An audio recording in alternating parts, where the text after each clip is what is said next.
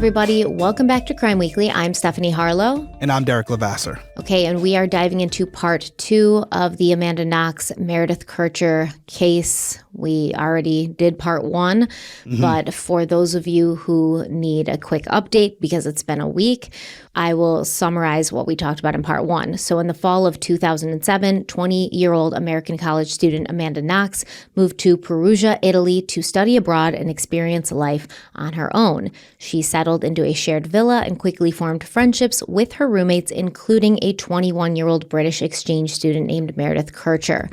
The two bonded easily, they spent time together, and they adjusted to life in a new country. In the early hours of November 2nd, Amanda returned to the villa and noticed several things that unsettled her. An open front door, blood in the bathroom she shared with Meredith, and feces left in another toilet in the other bathroom that the other two roommates shared.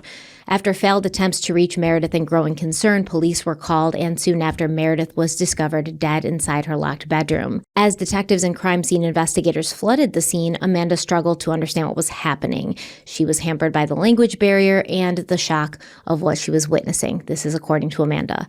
In the hours that followed, she agreed to speak with detectives multiple times. She believed she was helping, and she was unaware that the detectives were already viewing her as their primary suspect. So we're diving in here. I want to say that after we filmed last week's episode, I went back and I rewatched the documentary that's on Netflix, the one that came out, I think, in like 2016 or something. I don't know exactly right now, but I forgot how much that documentary infuriated me. Specifically, have you seen it, Derek, the Amanda Knox documentary on Netflix? No. So specifically the journalist Nick Pizza, who I believe he was working for the Daily Mail at that time, and he, as well as other journalists, I think he was from the UK, he came to Italy to cover this case because it was huge, sensationalized, as we know, and he really, really came off terrible in that documentary.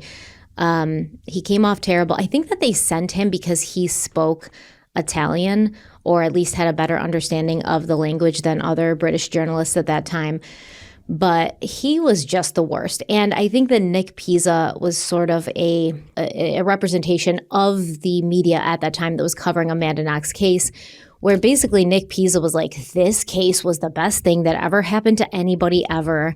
We were so excited about it. It had sex and it had this, and it was just the best thing ever. And he said it's better than sex when you get a case like this. And he was just excited about it. And he doesn't seem to at all, number one, care about Meredith, the murder victim. He doesn't at all seem to care about Amanda. He even admits, that he and the other journalists at this time were just reporting by the seat of their pants. They would hear something and they would print it.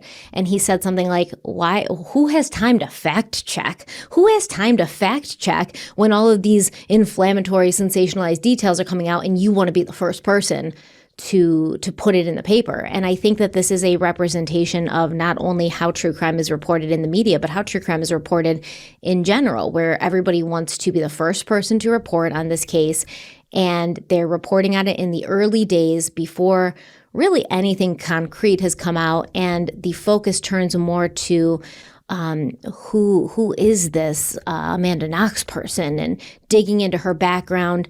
And we're going to get into it, but the thing that bothered me the most, and I'm not sure how familiar you are with this case, you probably just know the details and things, but we will talk about it. Amanda Knox ends up getting arrested, and she's in prison. And while she's in prison, not only are they reading her diary, but they told her she was HIV positive, but she wasn't.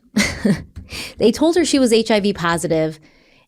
And when you look at it and you're like, oh yeah, police are allowed to lie to people in order to, further the investigation. What was the motive for doing that? How did it further the investigation to falsely tell a 20-year-old girl that she has contracted HIV and to absolutely make her so devastated and depressed about it? Now, the Italian law enforcement, they'll say, well, we wanted to understand, how deep like her sexual background went. And she started listing her previous sexual partners in her diary. And then they printed this stuff. Okay, so just really terrible unprofessional reporting, and unprofessional behavior on behalf of the Italian police. So I just wanted to kind of get that out of the way. Nick Pisa, bad news, bad guy, but he is a representation of just how terribly this case was handled and reported at the time when it was going down. Yeah, I mean, I wasn't familiar with that. That's diabolical to go there, use it as a tactic. I can honestly say I've never gone that route, but to each his own. No, as far as this case overall, I'm following along with all of you guys, the ones who may have heard of the case before but aren't familiar with all the facts. And I kind of like it that way. I like going into it with a fresh perspective and not being influenced or have any biases, as we're going through it.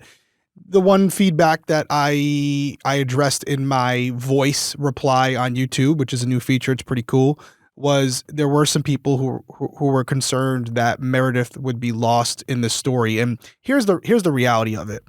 If you had said Meredith Kercher to me just in passing, I would have said, oh man, that name sounds familiar. And then I would have been like, oh yes, it's connected to Amanda Knox. But to the point of everybody concerned about it, you're right. Amanda Knox has become the icon of this case, and Meredith, to a certain degree, has been forgotten. And that is why, and I responded in the comment section about it, that is why we have Meredith in the title, because with 100% certainty, she is a victim in this case. And Amanda may be a victim as well, and that's why we're discussing the case, to kind of break that down and give our opinions on who we think is responsible for Meredith's murder. That's what it's all about. It's still, this whole case is about Meredith and what happened to her. Now, as a side quest to this, we have to also look into Amanda, because as Stephanie just said, with the reporting on this, Amanda became the quote unquote star of the show. That's what it was all about. And so, yeah, we're going to approach it from that angle, because that familiarity allows people who are looking for more information on this case to find it. And that is part of what we're doing here, is making sure that the searchability is there. But without a doubt, you don't have to be concerned. Our focus is not only Amanda, but more importantly, Meredith as well, to find out who's responsible for what happened to her. And if there's more than one person, we want to make sure that they're held responsible as well. So trust us, it hasn't been lost on us that Meredith has, to a certain degree, been forgotten in all of this. And we're going to do our best to make sure that by the end of this episode, you know her name. Yes, and Meredith's not forgotten by us, which, as I said in part one, we are going to talk about Meredith in part two. Here we are in part two.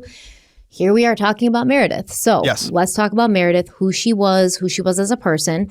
Meredith Kercher was born on December 28th, 1985 to her parents, Arlene and John. She was the baby of the family. She had 3 older siblings, John, Lyle, and Stephanie. She was known for her beautiful smile, her sparkling personality, great sense of humor. She was really, really smart. People described her as kind, caring, considerate, someone who never spoke badly about others. Like I said, she was known to be smart. She was intelligent. She also had an excellent memory, and she had a way of drawing people in instantly.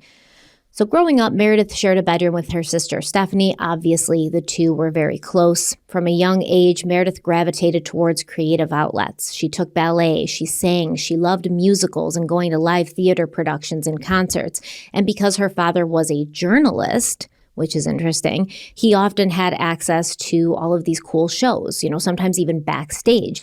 So in his book titled Meredith, Meredith's father, John, wrote that one highlight was getting to see Liza Minnelli perform, and afterwards even getting to meet her in person. So Meredith, it was just the best time. She was in complete awe at this whole experience, and it was one that John was really happy to have been able to give her and share with her. Now, in 1997, when Meredith was 11 years old, her parents divorced. Her father, John, moved into his own place, and Meredith made a point to stay close to him. So every Friday after school, she would go see him. They ate dinner together, and they watched Friends. Now, Friends was a show that Meredith was completely obsessed with. Her favorite characters were Chandler, Joey, and Phoebe. Chandler Were you a big Friends person? Yes. Okay. Yes. For a time. It's not one of those shows I've rewatched. Like, I rewatch some shows. I rewatch Gilmore Girls and Vampire Diaries and The Office and stuff like that. So it's not a show that I rewatch because I don't like the laugh track. I don't like a laugh track, but I did watch it when I was young. I watched it when it was on TV. I even had the DVD box set. I will say, though, now you have daughters and they're getting to that age. I think Gilmore Girls is a fun show to watch with them. So as Meredith entered her teenage years, she developed a strong interest in fashion and shopping. And she also fell in love with Italy. She started taking Italian classes. By that point, she already spoke French, and she seemed to have a natural ability for learning new languages. And I always see people like this. Remember, Meredith's smart. She has a great memory. So someone like that is going to be able to pick up on new languages quickly. So jealous. I have enough trouble pronouncing English words, never mind learning a second language. That's crazy. Yeah, and she's learning a third, right? Because she speaks English, speaks French. And once you learn one language, you kind of have that part in your brain that allows you to pick up on other languages easily. But I mean, my father spoke French. That's his native language. And he made sure when he came to America, I always get mad at him. I'm like, why didn't you speak French to me? Because my aunt spoke French to my cousins. They all speak French fluently. And he was like, no, I wanted you to be Americanized. Like, I wanted to be Americanized. So I didn't want to pass that on to you. And I understand where he's coming from, but also I'm a little upset because it would be cool to speak French. So Meredith's really good with picking up new languages. She loves fashion. You can see Meredith. She's a beautiful, beautiful young girl all throughout when she's growing up. Of course, if she's interested in fashion, that's going to bring her to Italy. And when she was 14, after studying Italian for about a year, she went on a 2-week exchange visit to southern Italy. And she loved it so much that she returned again the following summer and planned to study abroad there in college. So by the time Meredith goes to school in Italy, she's already been to Italy a few times. She's learning the language. She's picking it up. And this is a place that she's a little bit more familiar with than Amanda. In 2005, Meredith was offered a place at Leeds University where she planned to study European politics and Italian. She wasn't completely sure what career path she wanted to follow, but she considered journalism, like her father, or possibly working in the European Parliament. The one thing she knew for sure was that she wanted to spend her junior year abroad in Italy. While at university, Meredith made friends easily and stayed very close to her family. She worked at a local bar and joined several promotions agencies to earn extra money. She also appeared in a music video. In December of 2006, she celebrated her 21st birthday. Around that time, she needed to decide where she would study in Italy during the fall semester of 2007. She considered a lot of places. Outside of Perugia, she considered Rome, Milan, and after speaking with various people, she decided that Perugia's smaller size would offer a better fit for her. She then applied to the University for Foreigners, which, as we know, she was accepted into. Meredith also wasn't sure how to find housing prior to arriving in Italy, so she booked a hotel for a few days and made plans to search for student accommodations once she was there. Now, when Meredith arrived in Perugia in late August 2007, she immediately fell in love with the city. She also quickly found a listing for a villa shared by 2 Italian women, Filomena and Laura. This villa had space for herself and another student, Amanda Knox, who was expected to arrive a few weeks later. Meredith moved into the villa on the 4th day of her stay and began settling in right away. She called her family almost every night, talking about everything that was happening. She told them about meeting other English students and spending time with them. By all accounts, things were going extremely well for Meredith. She was thriving and she was loving her life in Italy, as I think everybody who knew her knew that she would. So remember that it was October 25th. Meredith and Amanda went out and they saw that concert, and that's where Amanda meets Rafaela, and they kind of get together. And from that point on, for that following week, because that following week's gonna lead us right up to Meredith's murder, they're inseparable. They're together all the time. And then we know that October 31st was Halloween. That night, Amanda's boss had asked her to stop by the bar restaurant that she worked at for a little bit. I guess she wasn't scheduled to work, but he wanted her to come in. And that is when Amanda had texted Meredith and she was like, hey, what are you doing? You want to meet up? Do you have a costume? And Meredith said that she did have one, but she was going to a house of a friend for a dinner. Now, that next night, which would have been November 1st, this was All Saints Day. I guess, according to the documentary and all the sources I could find, Amanda was scheduled to work that day, and this is going to come into play. She was scheduled to work that day, but she said her boss texted her and basically said, you don't have to come in today. You got the day off. So she... This is on November 1st. This November 1st. Okay. So she and Raphael were like, oh, well, she's got the day off. We're just going to hang out at home. We're going to smoke a little weed, watch a movie, make dinner. And they stayed the night at his house. So allegedly, according to Amanda, she never went back to the villa that she shared with Meredith and the other two girls on November 1st. She's just hanging out with Rafaela at his house, and then she spends the night. And then November 2nd in the morning, that's when she goes back to the villa. Okay, can we just recap that quick, because it's super important, and I'm doing it more for me, I guess. But November 1st, All Saints Day, she is supposed to work that night. Mm-hmm. She's supposed to work that day, and her boss is like, "You don't have day, to." Yeah, not that night. Mm-hmm. That day, but the boss calls her and tells her, "We don't need you." And at some point, there's a communication between her and Meredith, which is extremely important, where basically Amanda is asking her what she's up to, all this stuff, and asking her if she has a costume. Meredith says, "Yes, I do, but I'm already going out with some friends." She's going to a friend's house for dinner, yeah. Okay, and that's where the conversation ends with them, or are we going to talk more about it? Because obviously that's significant. And that is where the conversation ends with Meredith and Amanda. Okay, so they go their separate ways, and Amanda ends up spending the night at Raphael's house watching a movie, smoking some weed, eating some food. And eating dinner, yes. Okay, cool. So, cool. yes, I'm with you. Amanda technically was supposed to work at the bar, Les Chic. She was scheduled for like an evening shift. Yeah, I would expect that to be a big popular day there, right? I mean, All Saints Day, everyone's going to be out eating, drinking, right?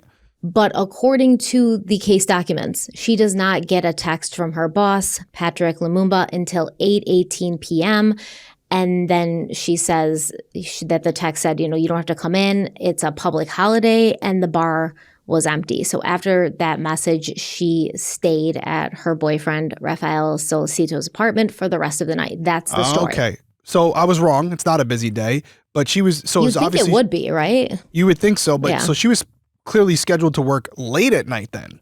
If Well, she yeah, got it's a bar, yeah.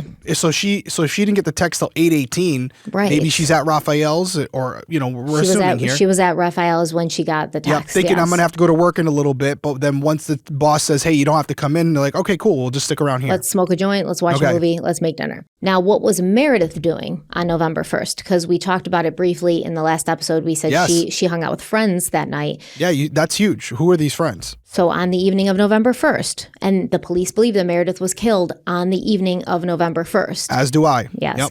So she went to the home of two English friends, Amy and Robin, and then their friend Sophie joined them there as well. And the plan was simple. They were going to eat pizza and watch The Notebook together. So, Meredith's over here with her friends doing basically the same thing that Amanda and Rafaela, they claim that they're doing, watching a movie, eating dinner, hanging out.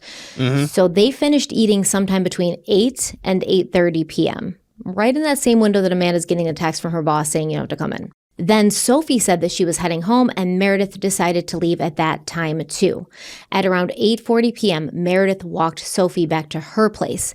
After that, Meredith headed back towards the villa, which was only about a 5-minute walk from Sophie's to the villa. No one heard from Meredith again after that. So we're assuming around, let's just say approximately 9 p.m. I don't know how long it would take to get from where Meredith was to Sophie's house, but then you said it's only about 5 minutes from there. I'm assuming if they walked, it wasn't too far. It wouldn't have been too far. So yeah. let's just be conservative and say 20, 25 minutes. So she's home between 9:05 p.m. Yes, so that we would assume she got home to the villa, right? Because that's where she's found. So nothing happened to her on the way. But did she run into somebody on the way? You're taking the words out of my mouth. Like, this is critical because this opens so many doors. And I don't want to sit here and get you off track of your story because we're just getting started. But there's so many possibilities here. We could do an hour episode just on these possibilities based on all the cases we've covered. And I was actually saying to Shannon, our editor, the other day when we were just, we always randomly discuss the cases we're covering currently as we're doing the edits. And my toolbox has grown so much since starting Crime Weekly with you because we basically have this encyclopedia of cases we've covered where we can see living, breathing examples of these weird anomalies that happen in these cases that you wouldn't expect. I say all that to say BTK is one that I will always remember, not only because of the entire case, but the specific incident where he was hiding in a closet of a couple that came home. He waited for the man to leave, and then he killed the victim. And to me, that is so rare but it just shows it's possible. That's just one circumstance.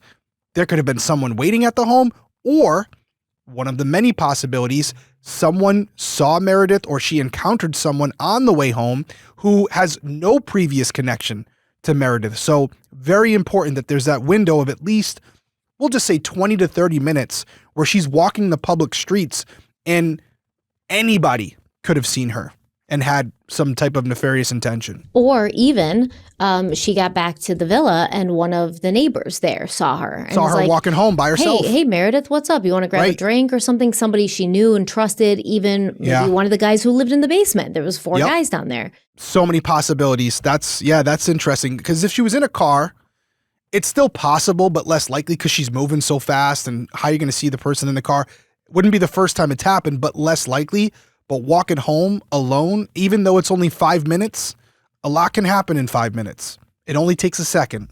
And from what I can tell, the distance from their friend Amy's house to Sophie's house was also pretty short. 5 to 10. If they're 5 walking. to 10. Yeah, 5 to 10. That's what I'm saying. Let's be conservative and just say 20 minutes. I'm sure they have a more exact time, but I'm putting her home at the villa around 9 p.m. Yep, exactly. Yep.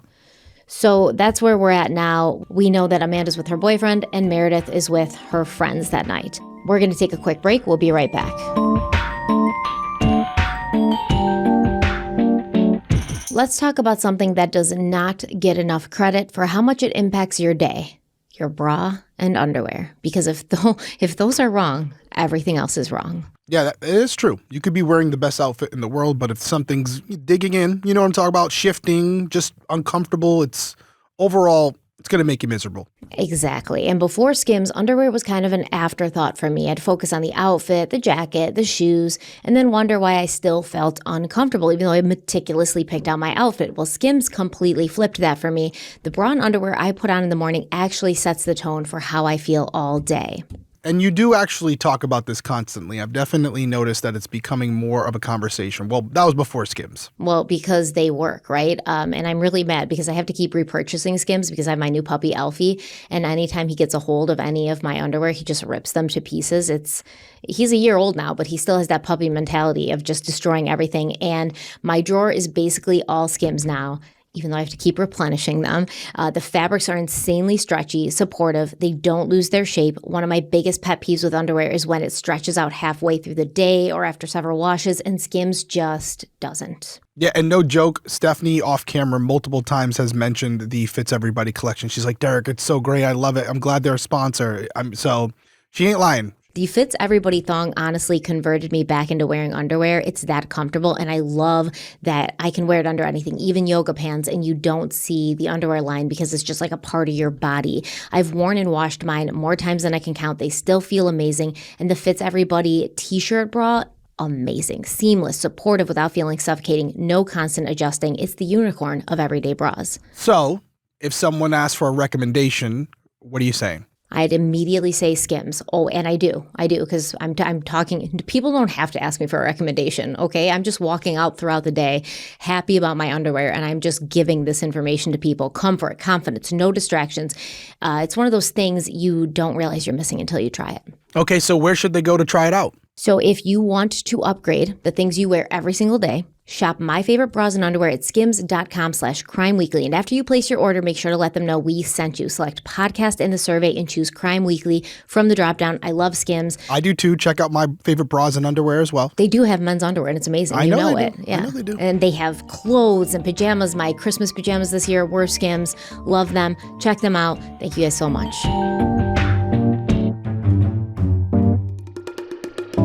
All right, we're back from break and my wheels are spinning, and we may get to this point in the story as we get into the aftermath, right? But like one of the big questions I have right now is, what did Meredith say to Sophie, Amy, and Robin that night? Like when she said, hey, I'm going home. It's still relatively early. Her friends are out, right?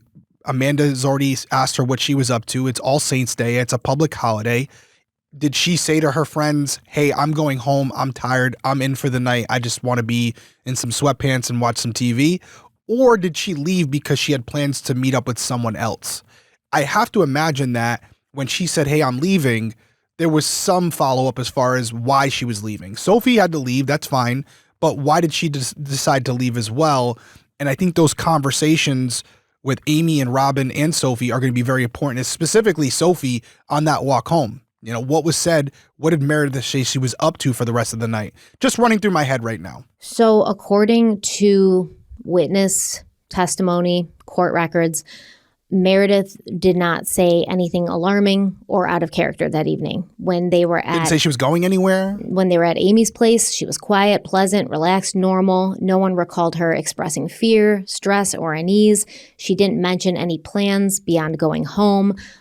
She didn't complain about anyone who lived at her flat. She didn't say she felt unsafe. She did not hint that she was worried about being alone later. And I mean, obviously, she wasn't worried about being alone later because they left pretty early on in the night. You know, she could have stayed later and said something like, you know, do you mind if I just stay here? I don't feel safe. She didn't say anything like that. All right. Well, then she goes and leaves with Sophie. She walks part of the way when they left Amy's apartment. Sophie later stated Meredith was completely normal. They had a conversation, obviously, but it was unremarkable, light. Meredith said she was heading home. There was no urgency, no distress. And then they had, you know, they said goodbye, but it was brief, casual, just like the kind of farewell that friends share when they're like, hey, I'll see you later. You know, I'll see you tomorrow. I'll see you at class, whatever. Yeah, she didn't express fear about anybody. She didn't mention Amanda Knox. She didn't mention Raffaele Solicito. She didn't mention anything. She was just normal. And I think that this wasn't something where people can say her last words were prophetic or that somebody was like, I could sense something was wrong. She didn't seem to feel that she was a target to be attacked by anybody, which also kind of, I think, gives credence to the fact that Amanda Knox is innocent. Because if Amanda is responsible for killing Meredith, right? If Amanda and her boyfriend did this together somehow, then you'd think there'd be some motive there. There would be some arguing or tension or something that was going on between Amanda and Meredith that Meredith would find a reason to talk about. You know, if there was something going on and there was tension between them and there was something that Meredith wasn't feeling right about when it came to Amanda, she would have told somebody. But there doesn't seem to have been any arguments. We know that Amanda and Meredith texted on the evening of October 31st. Amanda was like, what are you doing? You want to hang out? Meredith was like, I have plans. She, you know, sent that little X at the end of the text, like hugs and kisses kind of thing. There doesn't seem to be any animosity or any unresolved things between them. And as far as we know, they don't see each other at all on November 1st. So what could have happened between them after that text where they seem to be normal, where things are getting to the point where murder is about to happen? No, you're right. And just so everyone's understands where I'm at right now, I'm looking at 4 possible scenarios, and this list could expand. But the first one being she was followed home. Someone saw her alone and decided to follow her to the villa. The second being the neighbors in the basement / first floor. Maybe they saw her alone. The next one being a robbery gone wrong, some other crime that took place. She just happened to be at the wrong place at wrong time. And then the final one, because we're here talking about it, is that somehow Amanda is connected to this. And to what you just said there, from what we know, Amanda never went back to the house on November 1st. But if that falls through and that's no longer proven to be true, well, then it opens up a whole nother can of worms. Because if Amanda did do this, right, if she was responsible for this, it would make sense that she would say, I never went back to the house. Why would she admit that she was back there? Because now it implicates her. So if she is somehow responsible for this or knows who is, she's going to say, I never went back there, because it separates her from the crime. So that's my short list right now. It could expand. I'm not leaning any direction. I'm just trying to remain as objective as possible. Okay, so according to what we know, Amanda was supposed to work at 10 p.m. that night. Which makes sense for the 8:18 text message. She gets a text at 8:18. Now, let's just say Amanda maybe went back to the villa thinking she had to work and she needed to get her work clothes. Right. She hadn't gotten the text yet. She's going home to get ready for work because she's been at her boyfriend's house and now she needs to get her clothes. And then Meredith comes home while Amanda's there getting ready, and then she gets the text saying she doesn't have to work. And so Amanda and Meredith are there together. That's a possibility. Yeah, I have to put it out there, right? We're not leaning in a direction. We're not trying to steer you guys a certain way, but that is a possibility. What I also think might be possible is after Meredith dropped Sophie off at her home and she starts walking home, somebody sees Meredith and follows her home. Yeah, that's on my list, yep. Waits until she unlocks the door and forces his way in with her as she opens the door. Those are my two, this could have possibly happened right now kind of things. And don't forget the neighbors downstairs. You brought it up a few minutes ago. I think you have to keep that on the list too. In that situation, it could have been somebody Meredith knew who she felt safe with, Right. and she invited in, and Right. then at that point she's attacked. Got to keep that on the list because there are 4 people living in the basement. I don't know what's going to be their alibi for that night, but as of right now, at this point in the story, there are 4 male individuals who live on the first floor and may have seen Meredith come home alone. So they're on my list as well. Okay, so that brings us to November 2nd, the day that Amanda discovers, the weird scene at the flat. She goes home to kind of get the mop and then go back to Rafaela's, and she's there and she sees the blood and she sees the toilet and she sees that the door is, kind of open and nothing raises too many alarm bells until no one can get a hold of Meredith. So at 12:51 p.m. on November 2nd, Amanda's boyfriend, Raffaele Solicito, called the police to report a possible break-in at the villa and say that Meredith could not be located. Like we talked about in part 1, around that same time, the postal police showed up at the villa after a nearby homeowner reported finding 2 phones, both belonging to Meredith, in their yard. While the postal officers were still at the scene, a friend of Philomena's boyfriend forced open Meredith's locked bedroom door, and inside, Meredith was discovered dead. We need to understand this was an incredibly, incredibly bloody scene. This was not something that, you can see from the pictures. There's blood on the walls. It looks like handprints, like smearing blood down the walls. Very bad, bloody, violent scene. Everyone was ordered out of the house, and then they waited outside for the investigating police to arrive. The first responding detective to the scene later spoke to author John Folian and said that after she showed up at the house, she was immediately suspicious of Amanda and Raphael. She said they were standing apart from the others, and they were, quote, giving each other little kisses and caressing each other. End quote. The detective thought this was super off-putting as she went into the house to look around. So we're going to show you a little clip of this now. This is Amanda and her boyfriend outside the flat after Meredith's body's been discovered. This is how they were acting, and this is what allegedly the responding detective found to be incredibly suspicious. Well, he kissed me because I was outside in that courtyard, and I was standing there looking lost, and he felt bad for me. He kept close to me and was just trying to comfort me, and there was nothing he could say. Yeah, I know this is kind of like my blanket statement, but when I watch that video, I don't put too much stock in it. People react differently in traumatic situations, and there have been numerous times in my personal life where I've seen 2 people reacting a certain way, and I'm like, that's weird. That's not how I would react. But as far as the investigation's concerned, I'm not putting too much weight into what I just saw. Yeah, so I think that the first responder, the first police detective on the scene, finding this to be odd behavior, that's odd to me. First of all, Meredith and Amanda have known each other a very, very short time.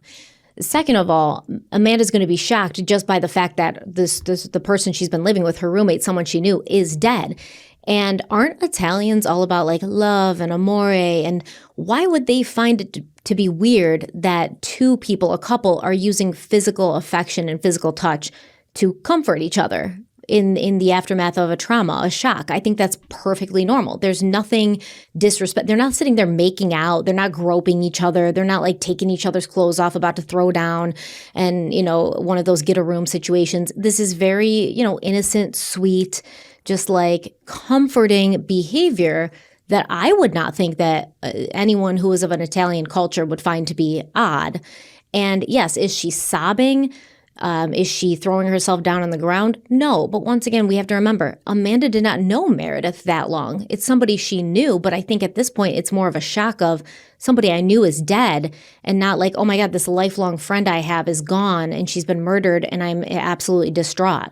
I wouldn't expect Amanda to be absolutely distraught. I'd expect her to be more kind of in a moment of like, I can't believe this is happening. I'm shocked. And yes, Raffaele, who hasn't known her that long either, a week, he's not going to know the things to say to her to comfort her because he doesn't really know her that well. All he's going to be able to sort of default to is, let me hold you, let me kiss you, let me touch you, and comfort you in that way. I don't find anything odd about this at all. No, I'm with you. I'm not putting too much weight into it. What I am putting weight into is something you said right before we watched that clip, which was a reminder from what you said in part 1, which is that Philomena's boyfriend had to break down Meredith's door because it was locked. And we talked about why the door would have been locked and how they probably all locked their rooms individually. But here's why that's so important. We were talking about different possibilities regarding who the suspect could be. And when you start to take the template of a random act of violence where someone had followed her home but maybe didn't know her previously, to me, when you apply the evidence that we have at the crime scene, it becomes less likely. Why? To me, the door being locked suggests some level of familiarity. Because when you take the example that you gave of someone following her home and as soon as she unlocks the door, kind of basically rushing her and going into the apartment, my belief would be if that were the case, whatever happened to her would have happened right on that living room area there, the common area where the couch is. They're going to attack her. They're going to bring her into the house or the villa, and they're going to attack her right there in that living quarters. The fact that she made it back to her bedroom, which would only be known by people who have been in that apartment before, a random stranger would not know that's her room. And yet they bring her into the apartment. She ends up in that room. And then on the way out, after committing this heinous act, the offender, who has no previous connection to her, locks the door again because that's something that's normal for the people who live there, which they wouldn't know. And then also, even though they don't know if anyone else is going to come home because, again, they would have no familiarity with the place, they decide to ransack other rooms so that when someone does come home, they don't assume that it's someone connected to Meredith directly. It could be a random act of violence. These are not the behaviors of someone who had no previous connection to this house. It seems extreme to go to these measures if you're in and out, because if that person had never been there before, let me reiterate that. They don't know if someone's coming home. They don't know if those other 3 rooms are residents that are going to be coming home in the next 5 minutes. Or if they're already home. Or if they're already in their room. But yet they felt safe enough to either before the act, which they couldn't have done it beforehand because Meredith would be free to escape, but after the act, rummage through the house and ransack the house and make it look like a robbery. And use the bathroom, possibly. And you potentially use the bathroom without any concern that someone was going to walk in. Now, some of you may push back and say, well, maybe they were there, and that's when Amanda came home, and that's when everything went down. But even if that were the case, the other pieces that I just laid out for you don't make sense. They wouldn't know where Meredith's room was, and they wouldn't know to lock the door. So to me, as we start to put these different possibilities of who's responsible for this through the filters of the crime scene itself, some of them are going to fit better than others. And I do think when you think about a random act of violence with someone who had no previous connection to Meredith, becomes less likely when you start to examine the evidence at the crime scene as it is. It still doesn't rule out the possibility that it was a neighbor from downstairs or someone who had been at the apartment maybe even once or twice before, but to think it was just some random person who saw Meredith walking home alone and rushed her as she opened the door, I think based on the crime scene itself, that does go to the bottom of my list, at least as of right now. So what you're saying is this would have to have been somebody that Meredith knew and invited in, and they went to her bedroom together, and she's literally telling them, or they're seeing just from context clues, my roommates aren't home tonight, nobody's here. Now, I don't really understand, even in that scenario, how that person would still be there when Amanda was there the next day. Yeah, they're gone. They're would be long gone. The police believe that Meredith was killed on the evening of November 1st. Amanda's there, on November 2nd. And why would they stay the entire night if Meredith's dead? Why would they do that? So that wouldn't make any sense. But and it doesn't have to be someone who had like a previous relationship with Meredith. It could have been someone who was there for another person and just remembered the layout and how they operated and that they locked their doors. Just someone, again, keyword familiarity. Not necessarily a personal relationship, but I believe whoever is responsible for this, just based on the crime scene, is someone who has been there before and knew the scheduling of the other people living there. I mean, it would have to be somebody who was there with Meredith when she got home and she unlocked her door with the key, because they would have to see that she used a key to unlock it, and they would have to know where that key was so that when they left, they could relock it. But here's the thing, right? Depending on the lock itself, they may not necessarily need the key. So if it's one of those doors where it is a key lock, but you can push the button from the inside and then shut the door and it stays locked, that could also be possible, where because this person knew that these doors locked from the inside, they were able to lock it and then leave. But then that even raises another question, right? If you're just some random person who doesn't really care when people come home and what they find, why are you going to try to create a bigger gap of her discovery? Why would you take the time to lock that door to create a bigger level of separation in time from when the crime occurred and when she's discovered? Why is that necessary? At that point, you go in, you do what you did, and then you leave as fast as possible. There's no need to stage the crime scene because you don't really care at that point. But someone took the time to lock that door so when people returned, it would take longer before she was discovered, creating a bigger window in which the crime could have occurred. So from what I can tell, this was not a doorknob that had a lock from the inside. It could only be locked and unlocked with a key. So, but hear me out, Stephanie. You go in your room, right, at the end of the night, like you're Meredith, and you want privacy. You can lock your door from the inside so people can't come in without a key. Mm-hmm. So it's very hard for me to believe that if you're inside your bedroom, there's not a way of locking that door without using the key. Every door with a key on it, you can still go inside your room and lock said door so people can't come in, right? Am I wrong? But you're asking me, was there a button on the door from the inside where you could lock it? There was not. Or something, or a twist knob, or something where you could lock the door so people can't come in and barge in on you while you're changing. No, there was not. It was one of those old European style locks that can only be locked with a key. With a key. Now, here's the thing.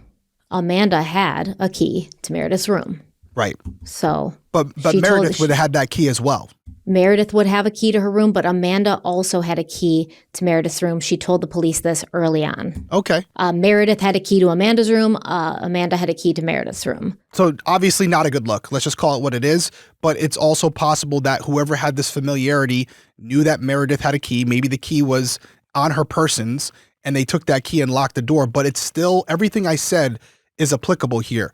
Why did this person feel it was necessary to lock the door on the way out? So it would be longer before her body was found and they'd have more time to get away. Yeah. Exactly. It's a bigger window of when the crime could have occurred. And why would you be concerned about that if you have no previous connection to this residence? Mm-hmm. Yeah, I mean, true. Yeah. BTK wasn't locking the door on his way out. Not always, no. You know, it's like you go in there, you do what you got to do, and you leave a horrific crime scene behind, but there's a sense of urgency. Because if you've never been there before and you see multiple bedrooms, then you don't know. You don't know which one is hers. I agree. You don't know which one is hers, but you also don't know when the other people are going to come home. Or if they're even there. If they could be sleeping in that room, right? So even if you check the rooms before you do whatever you're going to do, there's still a potential. It's early in the night, potentially that someone's going to come wandering in with their, friends or family, and they're going to walk in on whatever you're doing. So the fact that it happened in Meredith's room specifically and the door was locked after the fact, that to me doesn't completely rule it out, but makes it less likely that this was some random stranger who happened to spot Meredith on the road. Yeah, I get you. I completely do get that. That's really valid. We got to keep that in mind. Doesn't lean towards anyone, but I'm just saying we have to start prioritize maybe what is the most likely scenario based on the crime scene. So we've got the first responding detective getting there. She goes inside, and she started by examining Philomena's bedroom. Remember, this is where the window was broken. She found clothes and personal items scattered across the floor, and then a rock roughly the size of a human head lying near a chair, partially wrapped in a paper bag. There were shards of broken glass from the window that were lying on top of the scattered clothes, not beneath them. Now, to the detective, that suggested the room may have been ransacked before the window was broken. Or maybe Philomena was just messy. I mean, it's a pretty good observation.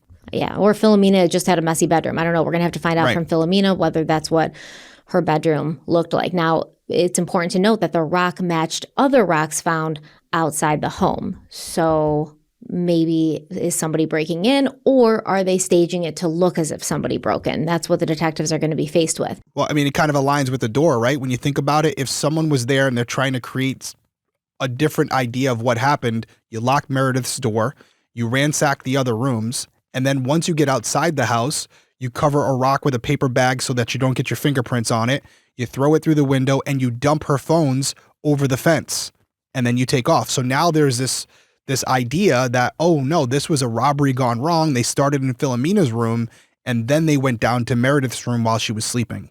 Yes. That's what you're trying to create. That's what you're trying to at least show them. So as that detective looked around, she saw glass fragments resting on the windowsill itself.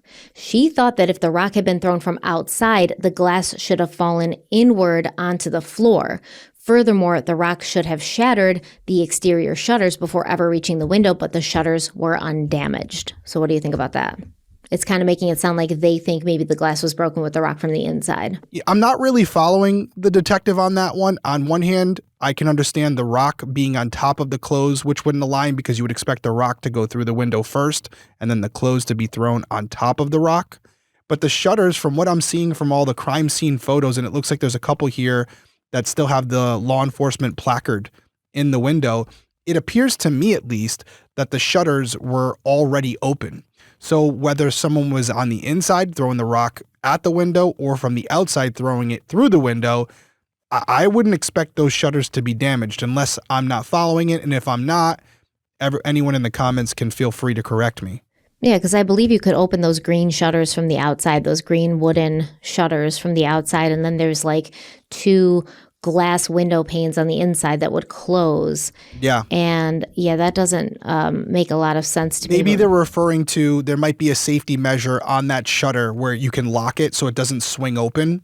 And maybe they found that most of the time those shutters were closed in their investigation and they didn't understand how the shutters would have been open and not damaged if you open them from the outside, right? Like if there's a locking mechanism only on the inside, how would someone open those shutters or pry them open from the outside without damaging them and then throw the rock through the window? Well, let's keep going into her findings and see if it becomes more clear, because there were other details that stood out to the detective. She noticed that the broken window pane was missing glass only along the lower portion. The upper section of the glass remained intact without any fracture lines extending downward, and the window itself sat about 12 feet above the ground, which would make it an unlikely point of entry, right? Yeah, I agree. That's high, 12 feet. You're not opening the shutters from up there. I wasn't thinking about that we had already talked about the fact that there was the door on the level, but then it drops off. Yes. And so that window being on the side like that, especially from these pictures we can see now, I was envisioning it being ground level. Mm-hmm. That would not be the point of entry that a robber or some other criminal trying to get inside is going to choose to break into the house. Yeah, so I'm looking at these pictures from the outside. And from the interior pictures, when they're taking them and showing the outside from inside, it does look like it's kind of ground level because you can see a car, you can see grass. But then if you look at the outside pictures, you can see that the house is on a slope, like we talked about. Yes. And so the place where the cars would park would sort of be on level with the window. However, the ground that slopes down underneath the window is 12 feet below that window. I don't see who's getting in that way. Unless there's Spider-Man, there's nothing, you'd have to use a ladder. There's no way you could climb up there. There are a couple images that I see online where they've replicated it, and it is possible, if tall enough, there's a window below Philomena's window where you could use that window to scale up the wall by putting your feet in like the grid of the window and then open Philomena's window. So it is possible without a ladder, but it seems like all of this, when you think about it from a logical perspective, if you're going to attack this house, think about how many things can go wrong, how much noise you're going to create to alert the people on the inside. And if the male individuals on the first floor were home, I would like to think they would have heard someone kicking on their window as they're using it as a ladder. So there's a lot of variables here that are unnecessary risks that would only be applicable to someone who's trying to surprise whoever is inside. And again, I'm going to beat this with a dead horse, but if this person is a complete stranger, how do they know that that window belongs to Philomena, who's not inside her room at that time as you're breaking in. You would have to know who's inside that house at that time. Yeah, because there's other access points. Correct. To this house that were lower that you could have thrown a rock through the window and gotten in. But if you have a target here and you know where you're going and you know who's in that house and you know where they're located in regards to the outlay of this house, yeah, you could have gotten in to that lower window and gone in there, but then you'd be in a place you might not want to be. So they knew where they were going. You might not want to be. You got 4 guys in there, yeah. And also, if you're trying to be quiet, you throwing a rock through the window is going to alert anybody inside. So if that's what happened, right? If Meredith is inside the apartment and she's alone, sleeping, sitting on the couch, whatever it might be, if she hears a rock go through the window, I would like to think she would wake up. We'd have to again create an experiment to see if you would hear that rock going through the window from her room. But at that point, her door would have been locked if she's sleeping, and you would imagine that person would have had to break down her door to get inside her room. So if you're going to create noise regardless, why wouldn't you just shoulder the front door and go through the front door and get in that way? It doesn't make sense to go through this window. It would create too much noise. You're going to alert the people on the inside. And at that point, your plan's out the window. So yeah, the whole rock through the window thing, it becomes more suspicious as you break down the specifics of this house. So I think we can both agree. We do not think that Philomena's window was the point of entry. I do not believe that. No. I don't either. I do not believe that. I think it was an afterthought to create the illusion that something else happened. The question is why. And that's what the police believe as well, that this was staged. I think that's fair. I think the rock being on the ground above the clothing. I also think the way the window, the access point to get to it, it's too much of a stretch for me anyways. Yes. All right, let's take a quick break. We'll be right back.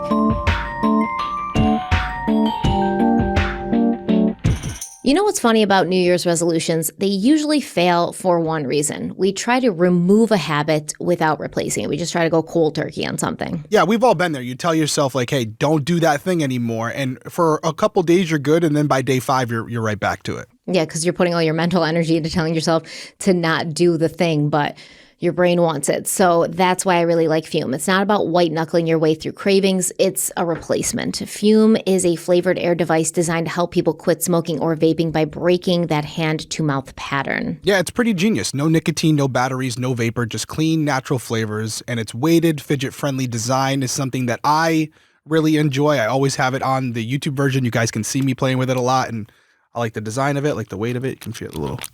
Pretty cool. There have been so many moments where I've grabbed my Fume just to fidget, but not because I had to, because my hands wanted something to do. And that's exactly why it works. It interrupts the old habit loop before you even realize what's happening. Yeah, resolutions always feel easy on day 1, and then that craving shows up again. And that's when people usually quit the resolution and they go right back to what they used to be doing. Fume helped me replace that automatic reach with something intentional. So I've talked about this before. My go-to flavors are the orange creamsicle one, so good. Also the peach blush, because it does taste like peach. It tastes like actual peach. Mm-hmm. They actually have a limited time gingerbread right now as well. It's pretty good. Yeah, I really like the sweeter flavors. The gingerbread is good. It's spicy.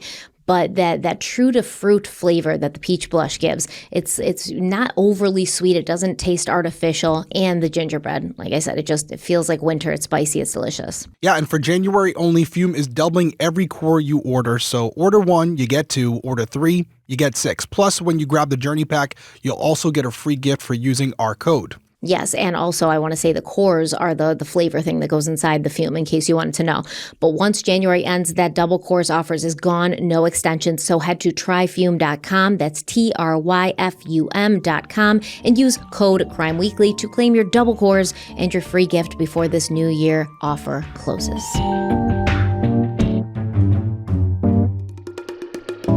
Okay, we're back. So as the detective finished looking around Philomena's room, another detective arrived at the scene.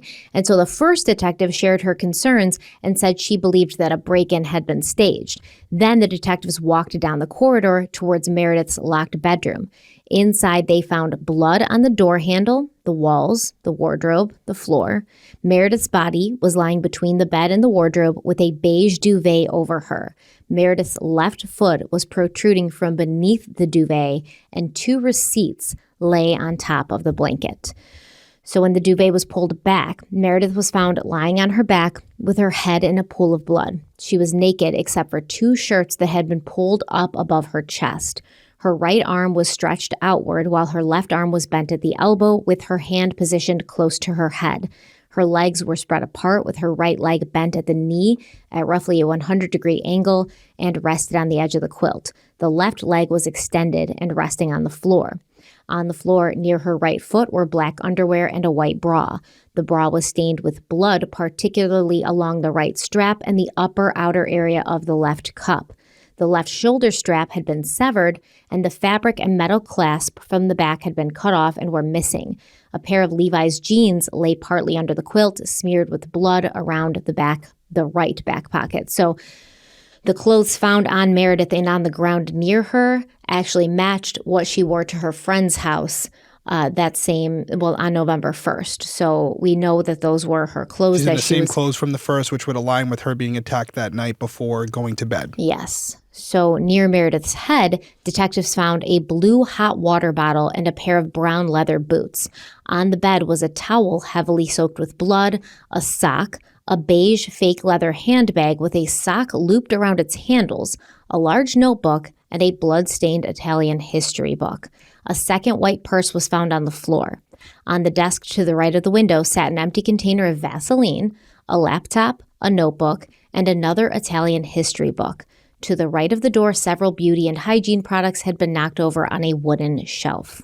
So the detectives exited Meredith's bedroom and went into the small bathroom she had shared with Amanda, and there they saw a large blood stain on the tap above the sink. Blood stains were also visible on the light switch, and on the bath mat was a footprint that appeared to be a mix of blood and water. So this is interesting because remember, Amanda goes in on November 2nd and she said she saw like some blood spattered here and there, and then she didn't see a larger blood stain on the bath mat until after she got out of the shower, which might explain why there was, water in the blood. But they're saying that there's a large blood stain on the tap above the sink, kind of suggesting that this would have been something that should have raised more alarm in Amanda on November 2nd. It's possible she missed that. Mm-hmm. I'm giving her the pass on that. There are bigger things, but it's possible you're not expecting to see those things. You could have missed it. So then Laura's bedroom was also searched, and one drawer was found to be open and ransacked. It was also determined that the home's washing machine had been recently used because damp towels and clothing were found inside. So at this point, detectives didn't know much about what happened aside from the fact that Meredith had been found dead inside a bedroom that could only be locked from the outside with her key, which was missing from the scene. So Meredith's key, not there. Okay. The detectives later told author John Follian that they questioned who would take the time to lock the door after the attack and why someone would cover her body with a blanket. I do remember the lead detective in this case saying, like, a man wouldn't do that. A man wouldn't cover the body. Only a woman would do that. I don't believe that that's the case. We've seen many cases where bodies are covered and men are the perpetrators of that. It's usually more of a sign of shame, like you are ashamed of what you've done. You're trying to hide it. It can even be a sign that there is some relationship between the victim and the perpetrator, and they were trying to preserve some sort of modesty and privacy for the victim, and that's why they covered their body after. But I've never heard it said that, like, oh, men don't do this, because that's true. No, that the gender specific actions, I'm good on that because there's anomalies, right? We talk about cases all the time and people do things for different reasons.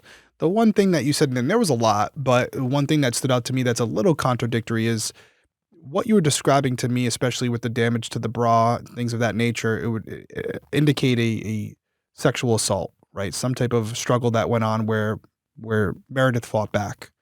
But then you have other things where it looks like someone used a towel to clean up the scene or to clean up themselves. And you have to assume some of that blood came from Meredith as well. I would assume all the blood came from Meredith. Well, came from Meredith. I'm saying that wrong, but originated from Meredith, but maybe even from her body. Did they clean her with the towel as well? Was this all blood that transferred onto the suspect that they were wiping off of themselves?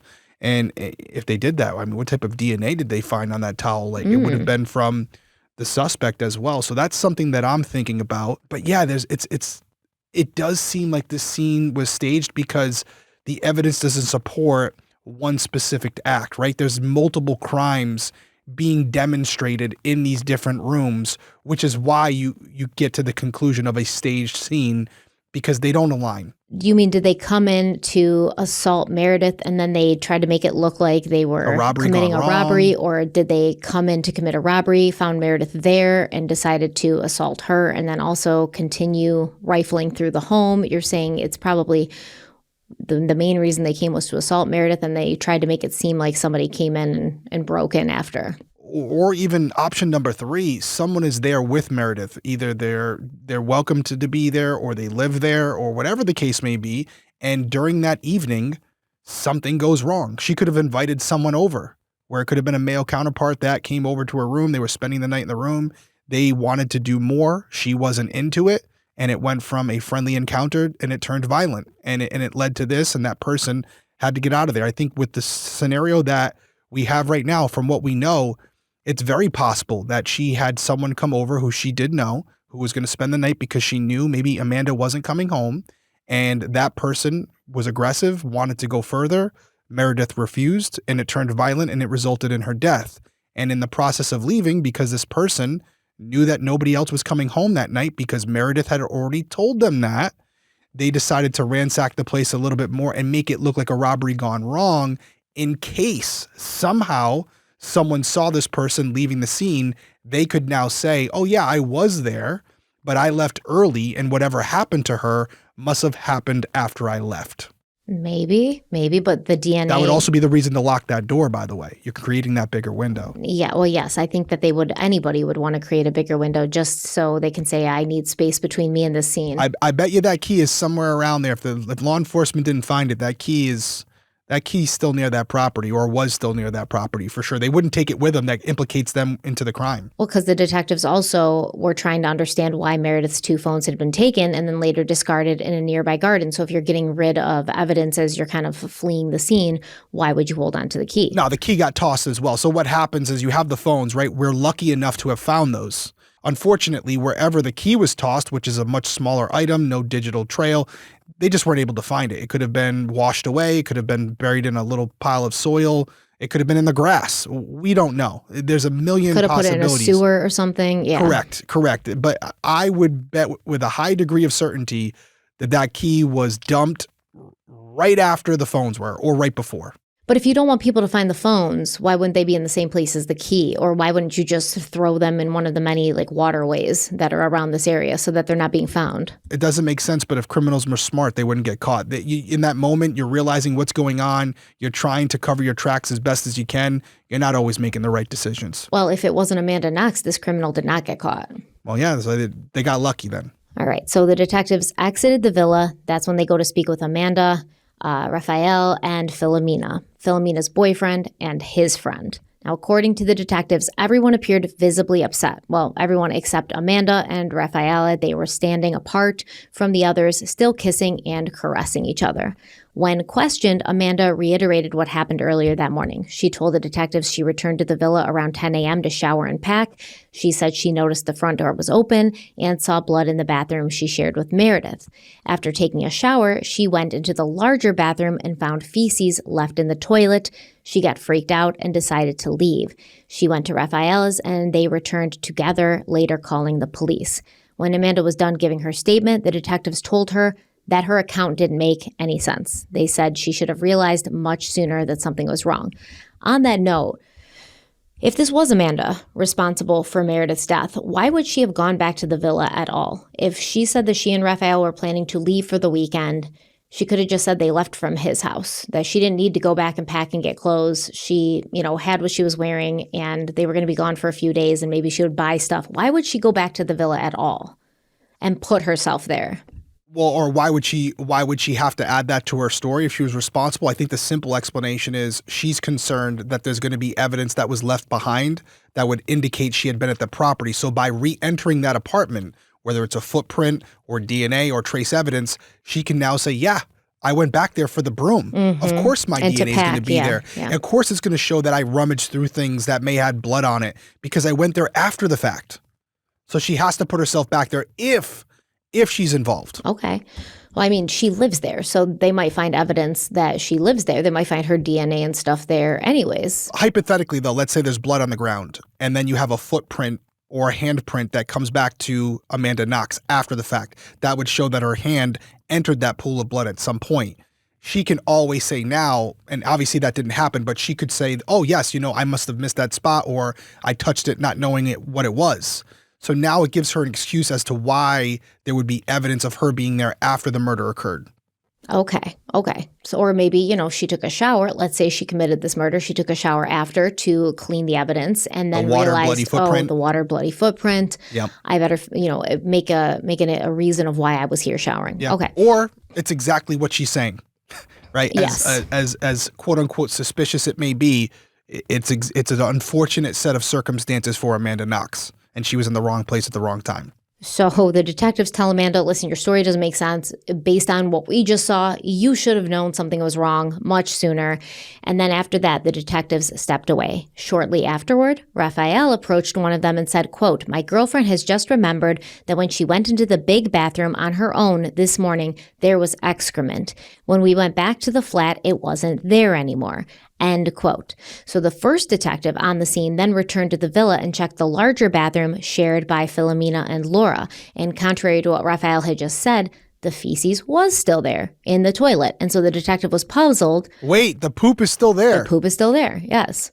Oh, so you pulled the bait and switch from episode 1. Well, it is still there. It is still there. Okay, all right. The detective was puzzled and unsure why Amanda thought it had been flushed or why you wouldn't have flushed it, I guess. If you saw that and you didn't think anything was wrong, why would you have left it there? If it's my house or I'm sharing an apartment, if I see it, I'm going to be like, who did this? Like, this sucks. And I'm going to flush it. I'm not going to leave it there. Yeah, I get what you're saying. If I see it and my kids are guilty of it for sure, I don't go to them and say, hey, can you go flush the toilet? Like you said, if you see it, you flush it. And if she doesn't think anything's wrong at that point, if she sees number 2 in the bathroom, she's going to flush it. Yeah, she might be like, I'm a little frustrated and annoyed that somebody did this, but I'm not going to leave it here for someone else to find. I'm not going to go track down the person who did it. Yeah, I'm not going to wait until all my roommates are home and then walk them into the bathroom and say, who's responsible for this? And at this point, you're going to assume it was a woman, so it's even more embarrassing to bring it up to him. Like, hey, did you drop a huge deuce in the toilet? You're just going to flush it. Yes. So she didn't flush it, but then she claimed that she did flush it, but she didn't. I cannot believe this is such a big part of the story, but here we are. I know, here we are. However, now you'd think they have this human waste that they can possibly test, right? Yes. Okay. Don't tell me they flushed the toilet.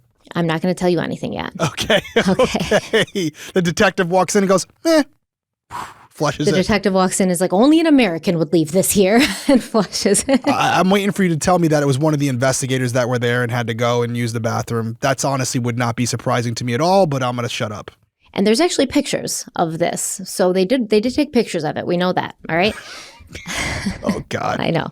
Okay. So by that point, prosecutor Giuliano Mignini had been called to the scene to help investigate. And this is the guy you see in the Amanda Knox documentary. He's a big guy, kind of receding hairline, big Italian guy. He was very vocal about this case. And while he was still outside, he looked up at the broken window in Philomena's room and said it seemed unlikely that someone had broken in that way, which he agrees with you and I. Yeah. So the window was too high for someone to easily scale the wall, and the wall itself was in full view of anyone on the street. He thought there were other points of entry that could have made more sense. Now, there is a video on YouTube of a guy climbing that wall and showing that he can easily get to the window. And in that video, the person who's guiding him through this, they said, hey, the window shades, the blinds, the green ones on the outside, the shutters, they were closed. How easy would it have been for you to climb up there and open them? And he said, well, pretty easy. And then he showed them how he did that. Mm-hmm. And I guess this guy was like a trained mountain climber. And they were like, well, okay, if you're trained in climbing things, but if somebody wasn't, would it still have been easy for them? And he said, yes, I think it would have been. It's not a matter if it would be easy or not. If you're casing the house and you're looking for points of entry, you're not going to choose that location. Because it is in full view of the It's street. too much yeah. of a risk. You have to use the window below you to get in. There could be someone that could hear you there. You're going to cause noises as you're trying to get through the shutters in the window. By the time you get into the window, someone's going to be waiting there with a baseball bat for your head. So it's too much of a risk. It's almost safer if And you're that's crawling up with that big rock in your hands? Yeah, it doesn't make sense. And listen, if it would be safer to just go to the front door and run through it, because at that point there's the element of surprise. By the time they hear the bang, you're already inside the apartment, right? So if you're going to do that, if that's the approach you're going with, you mule kick the door. Do you know what mule kicking a door is? You put your back to it and Exactly. then You put your back to it. That's how we would kick in you doors can a lot do of it. the times. Put your back into it. Yeah. Put your back into it, yeah, and then you'd mule kick it because you get a lot more power that way. You mule kick that thing, and you're within 30 seconds. You're inside the apartment. So that's if you're going to go that way, where you're just going for it. If you're just full being force, brazen in general, yeah. you're going for the door directly, and you're not climbing up a wall. So as McNeely looked around the house, he noticed there were also no signs that the front door lock had been tampered with from the outside and no signs of forced entry through the French doors leading out to the terrace. Once inside Philomena's room, McNeely agreed that the window had not been broken by a rock thrown from outside and that the break-in had been staged. So in this case, the person's going in, they are breaking the window from the inside, and then I suppose going outside to get a rock and bring it in to look as if that rock was the way that the person broke into the window, unless they came prepared with the rock, but it seemed to be a pretty big rock, so I don't know if that's the case. Well, I see what they're saying now, though, because if someone had broken that window from the outside with the rock, and we were kind of going back and forth on this earlier, they would first have to open those shutter doors. Shutters first, yeah. Right, and they'd have to open it and then throw the rock through the window. Yes. It would be very difficult to do that. You're going to climb up It would there, be difficult open the to shutters. climb up with the rock and then Yes. to balance yourself up there to be able to open the shutters and then Yes. throw the rock in. Yeah. Yep. Couple that with the rock being on top of things that they believed were rummaged through after breaking into the apartment. That's why they're coming to this conclusion. If you were going to break the window, then you might have just brought like a hammer, something you could tuck into your belt loop and then climb and then pull the hammer out and break it. You wouldn't be grabbing a huge rock the size of someone's Exactly. head, scaling the wall like Spider-Man with this rock in your hand. Regardless of what you believed, whether it was before we covered this case or even now, I think most people are going to come to the conclusion that this rock thing, this robbery setup is more than likely something that was done after the fact. So then McNeely theorized that either Meredith or Amanda had actually let the attacker or attackers into the villa. When McNeely went into Meredith's bedroom, he immediately zeroed in on the quilt covering her body. Once again, he thought the act of covering her body with a duvet suggested a mark of pity, and he now firmly believed that the killer was someone Meredith knew. McNeely then went to the basement flat to look around. There were no signs of forced entry there either, but small traces of blood were found on a quilt, a bed, a pillowcase, a sofa, and on the floor. Now, at this time, the flat was empty because all 4 of the Italian guys who lived there were on vacation hours away with their families. So that's their alibis. These 4 Italian guys, not in town at all. Not in town at all, so we can clear them off the list. So no signs of forced entry there.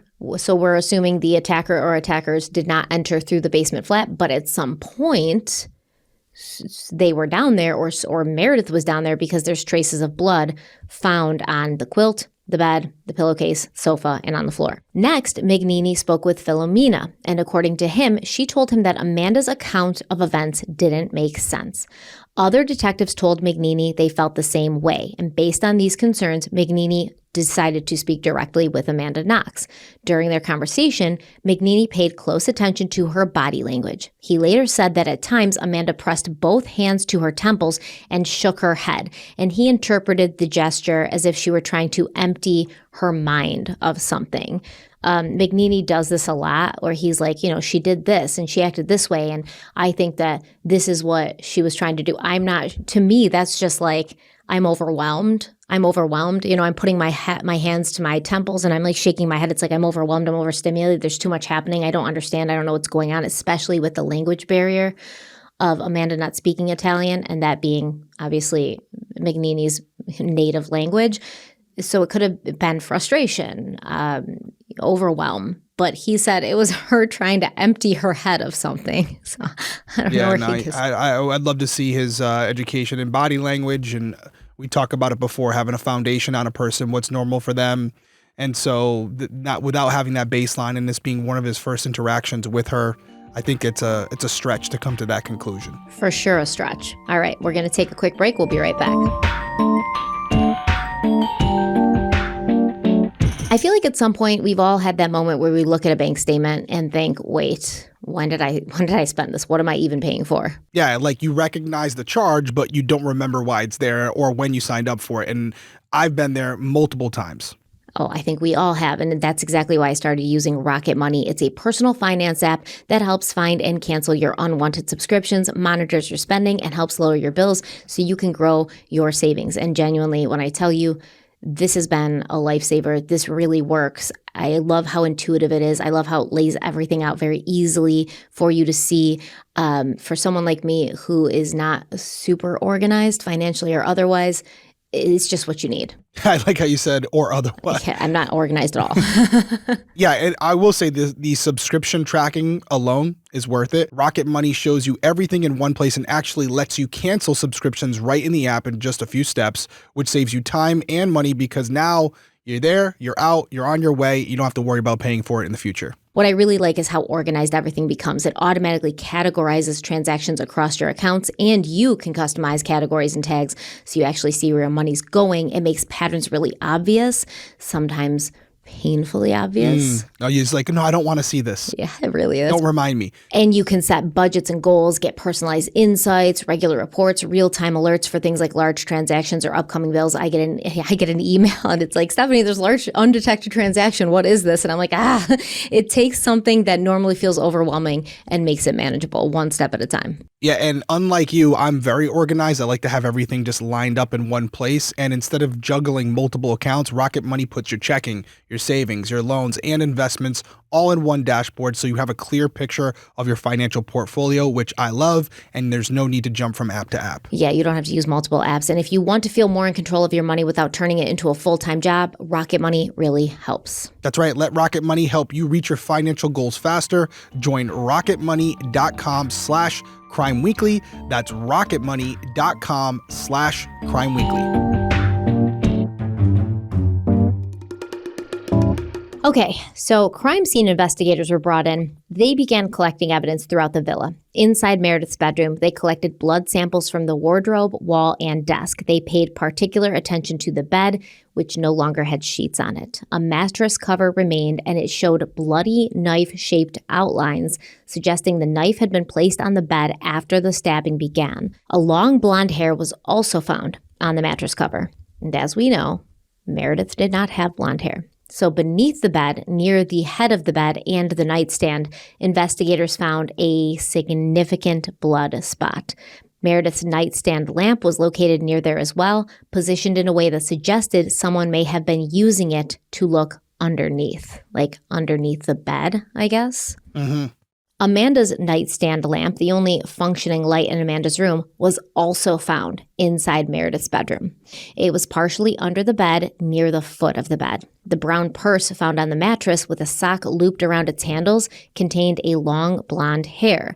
Investigators determined that along with her keys and phones, Meredith's wallet had also been taken from her purse.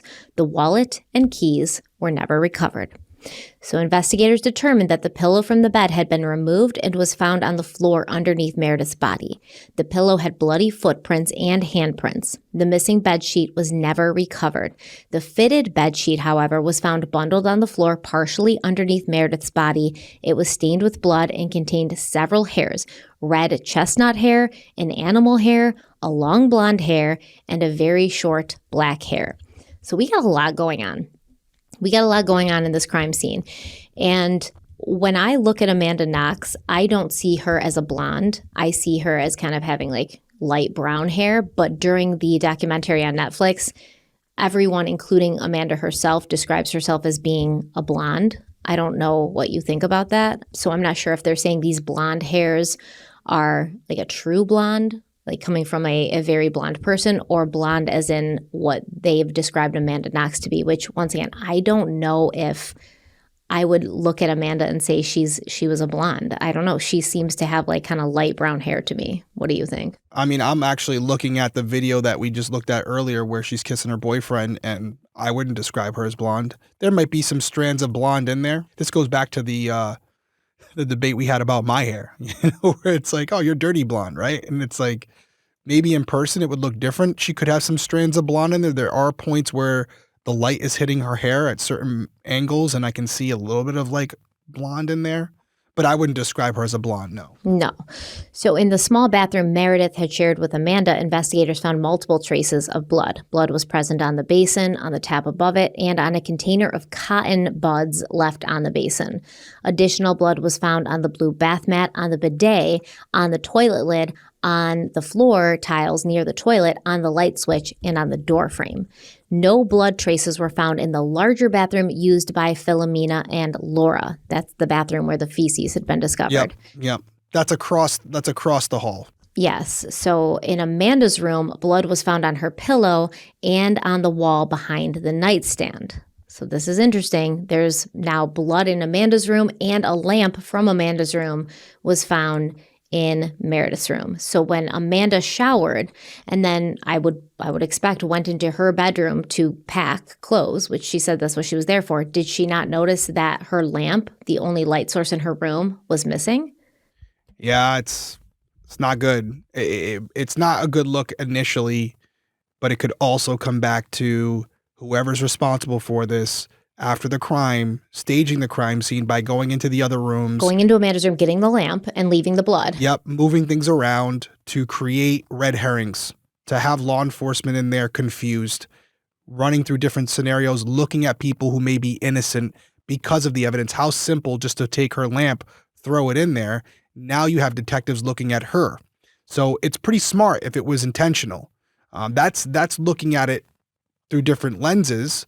But it could also be as simple as it sounds, which is that Amanda's somehow involved, maybe not directly, maybe indirectly, maybe through someone she knows, and she does have a connection to this case. But I'm not ready to go there yet. I think it's just as possible that the person responsible goes into these multiple rooms and grabs things just to distract law enforcement. But we have talked about that these rooms are very small. They're sparse. There's not a lot. This is not a big place. Not a big place. Amanda goes into her room after showering because she's got to get new clothes. So we know she had to have gone into her room. Right. You don't notice your lamps missing. Yeah, there's a lot of things going unnoticed. I will give you that. At this point, you have a lot of things that maybe not one of those individual pieces of evidence might not stand out. You might miss a blood stain or something, but in totality, at some point you would think, you'd say, okay, what the hell's going on here? Something's bad here. Something doesn't feel right, even if it's just an instinctual thing. Like, and at point, and to her defense, at one point she did, right? I mean, that's what happened. She felt like something was off. Mm-hmm. Yes, allegedly. Was it the lamp?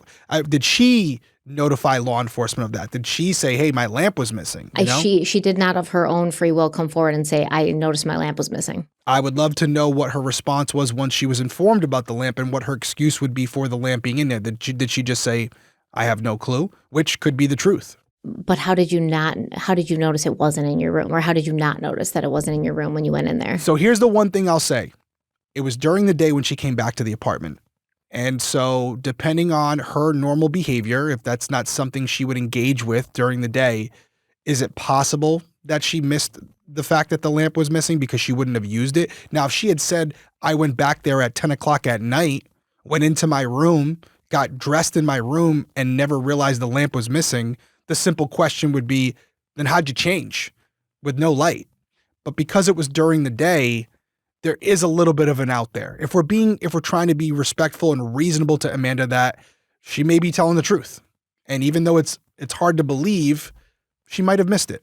Yeah, I mean, I'm not necessarily concerned right now about being respectful and fair to Amanda because while, yes, she could be a victim, there's also a lot here that we have to look at, and the rooms are quite small. Even the windows aren't, super big. There's not a lot of windows. Even if it's 11 a.m., like she said, you would still maybe flip a switch to turn the light on just automatically out of habit. Notice the light's not there. You come into your room. It's not a large room. You know what you have in there. There's no lamp there. That's not going to sort of raise any signs to you, I would notice if the lamp was missing in my room. That's all I'm saying. It's fair. I'm not saying you're wrong, but not everyone is you. You know, everyone's different. Yes, not everyone is me, and I'm not really usually big on noticing things. No. But I feel like that, if it's the only light source in my room, I feel like that I would notice. So all of this evidence, including the feces, was collected and then sent for testing. We're going to talk about those results in a future episode. Oh, of course you're going to do that to me. I know. Well, we have to organize it this way. So Okay. Shortly after 3 p.m., everyone at the villa was asked to go to the police station for questioning. Meredith's English friends, the ones she had spent time with the evening before, they also arrived and they were interviewed. Police asked everyone similar questions about who Meredith knew in town, the men she dated, her social life in Perugia, etc., the normal questions you would ask. Amanda was one of the first people questioned. In her book, she wrote that the interview lasted about 6 hours and that for the first hour she did not have an interpreter. And it was during this interview that Amanda learned for certain that Meredith was dead. Because remember, she had said earlier that she knew a dead body was found in Meredith's room, but she was sort of trying to convince herself and tell herself out of shock, like, well, maybe it's not Meredith, maybe it's someone else. There's still a chance it's not Meredith. So now in this interview, she gets the confirmation that is Meredith. Meredith is gone. Amanda said she covered her mouth with her hands and shook her head no, unable to believe what she was being told. Now, once again, as a side note, none of these interviews were recorded. And even with an interpreter coming in for Amanda during this interview, there's still going to be something lost in translation. There's still going to be things that are not properly kind of transmitted between Amanda and the detectives interviewing her. There's a language barrier, and it's kind of up to the interpreter at that point how well and how concisely they are interpreting these languages to each part of the conversation. So Amanda told police she'd gone to Raphael's apartment the night before, stayed there the entire night. She returned to the villa around 11 a.m. Detectives immediately noticed this differed from what she had told the first responding detective earlier, that she had returned home around 10 a.m. Aside from that time discrepancy, the rest of her account did remain the same. And in his statement to police, Raphael confirmed everything Amanda said. This is when they're talking to the police for the first time. That's going to change. So when they were not being interviewed, everyone waited together in a common room at the station. And several people later told author John Follian that they were unsettled by Amanda and Raphael's behavior during this time. Like the police said, they said the two continued kissing and touching each other. Some also said they laughed at times, and that when Amanda spoke about what had happened, she seemed detached, describing events as if they were ordinary. Once again, I don't find this to be odd. I don't at all. You're laughing. This is somebody you've known, a little bit over a month. Once again, not a lifetime friend. You're sad that they're dead, but you're also trying to just get through this trauma of being involved in something so unexpectedly. I don't find them to be kissing and touching and laughing and even seeming detached to be odd. In fact, I think seeming detached makes a lot of sense. There's a lot of shock happening here. Yeah, I agree with what you're saying there. And what I do want to point out is that at this point in the story, and I know you've just kind of hinted that maybe this changes later, but with everything aligning and Raphael and Amanda being on the same page, if somehow Amanda's responsible for this, Raphael's involved as well. I don't know how, I don't know the specifics, but at least at this point, it would have been a collaborative effort. Now, there was an account I heard in the Netflix documentary where somebody was talking to Amanda during this time when everyone's waiting, and she said, "Oh, I hope Meredith didn't suffer too much," or something like that. And Amanda said, "Of course she fucking suffered. She was stabbed to death," and then she kind of was very harsh with that remark.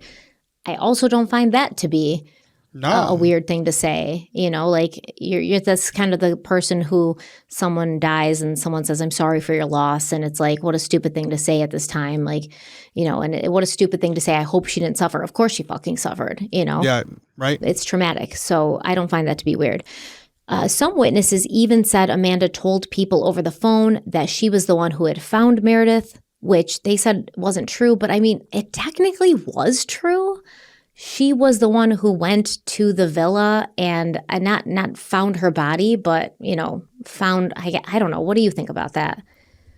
She did technically come in and would have been the first person in the villa after Meredith was attacked and died to sort of notice things were off and then, have Raphael call the police and say that they couldn't find Meredith, and Amanda's calling people to see where Meredith is. So in a way, I don't find that to be a crazy exaggeration. No, I don't think so. Others said that Amanda and Raphael spoke as though more than one person must have been involved in the attack, and Meredith's roommate, Laura, also told police she thought she saw a long, vertical red scratch on the middle of Amanda's throat, something she had not noticed the day before. Laura threw Amanda right under the bus. She's like, I thought I saw a scratch. I don't know. I thought I did. Now, most people, including Amanda and Raphael, remained at the police station overnight. Then, at around 6 a.m., Philomena and her boyfriend drove them back to Raphael's apartment.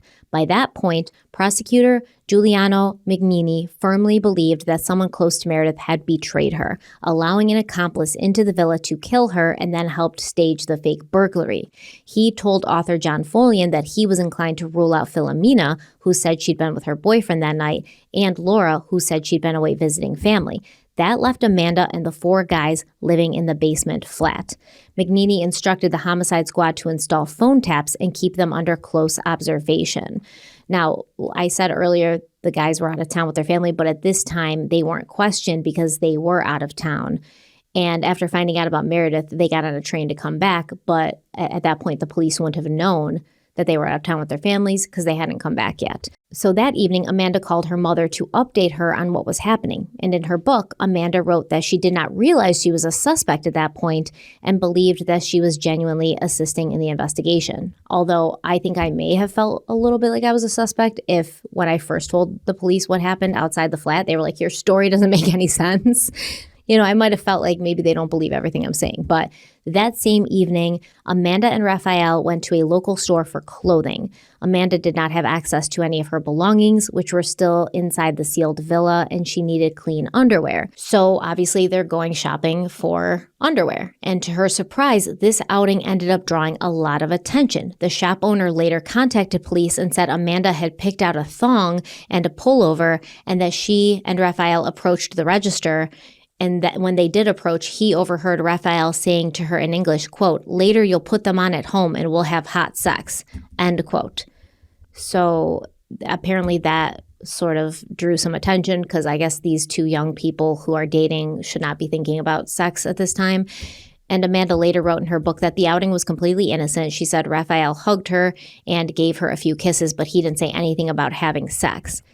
Amanda said she didn't even buy a thong. She bought cotton bikini briefs. Despite that, once the thong statement later reached the media, it spread quickly, with reports claiming the couple had gone lingerie shopping. And that is exactly how it was sort of purported in the media, that Amanda and Raphael, after they got released from the police station, immediately went lingerie shopping and they were talking about sex. And like, even if they were, I don't think that it automatically makes them guilty, but I could argue that it makes them less guilty. yeah. Like if you just killed someone and you're trying to cover it up, you're going to give every impression possible to anybody watching you that you are Devastated. filled with guilt Yeah. and fear and concerned that this person could come back.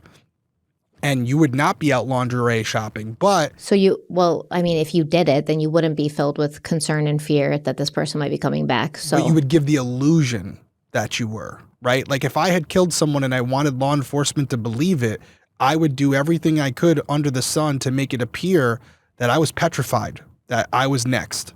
I wouldn't be out lingerie shopping. But if you're seriously just that oblivious to the fact that you're being considered as a suspect, maybe you would go out lingerie shopping because you think it's preposterous to believe that someone could assume you did this. someone could think you did this, yeah. Yeah, so that's it could go both ways. It all depends on what you think. This is where confirmation bias comes in. You could read that or hear that and think, "Yep, she did it." Or if you believe she's innocent, you would say, "No, absolutely, this proves she didn't." Yeah, I don't think that even if they were out getting lingerie that it would be like, they are so callous. It's like, once again, she did not know Meredith that long. She's been in this very intense relationship with this young Italian man for about a week. We can tell they've been having sex a lot. They're very attracted to each other. They can't keep their hands off each other. And some people do use sex as like a distraction coping mechanism. We've heard about parents of children who've been murdered who go home and have sex. And people are like, how could they? And it's like, well, this is maybe how these people find comfort. And that's how they cope. Yeah, it's a weird thing to kind of look at it. And if you're looking at it that way, just to go back to the underwear, she didn't even buy lingerie. They make it sound better by saying she went and bought lingerie, and she's like, dude, I went and bought cotton underwear. Like, come on. And I mean, she didn't have access to her clothing, and everyone needs underwear. You know, even if you rewear the same clothes for a few days, you want clean underwear. So that makes complete sense that she would have to go and buy some. Exactly. But let's take a quick break. We'll be right back, and we're going to talk about what Meredith's autopsy showed.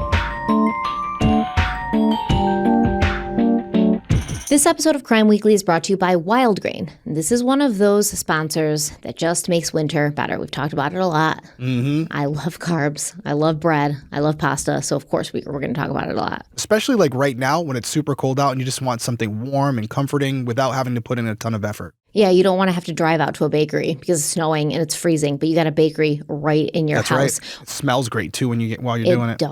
It does. Wild Grain is the first bake from frozen subscription box for sourdough breads, artisanal pastries, and fresh pastas, and everything bakes in 25 minutes or less, which honestly feels kind of magical. Yeah, and this isn't just some random freezer food. Wild Grain uses simple ingredients you can actually pronounce, a slow fermentation process, no preservatives, and no shortcuts. Which makes such a difference. Now, the sourdough breads are hands down my favorites, along with the croissants. Warm, crusty on the outside, soft on the inside.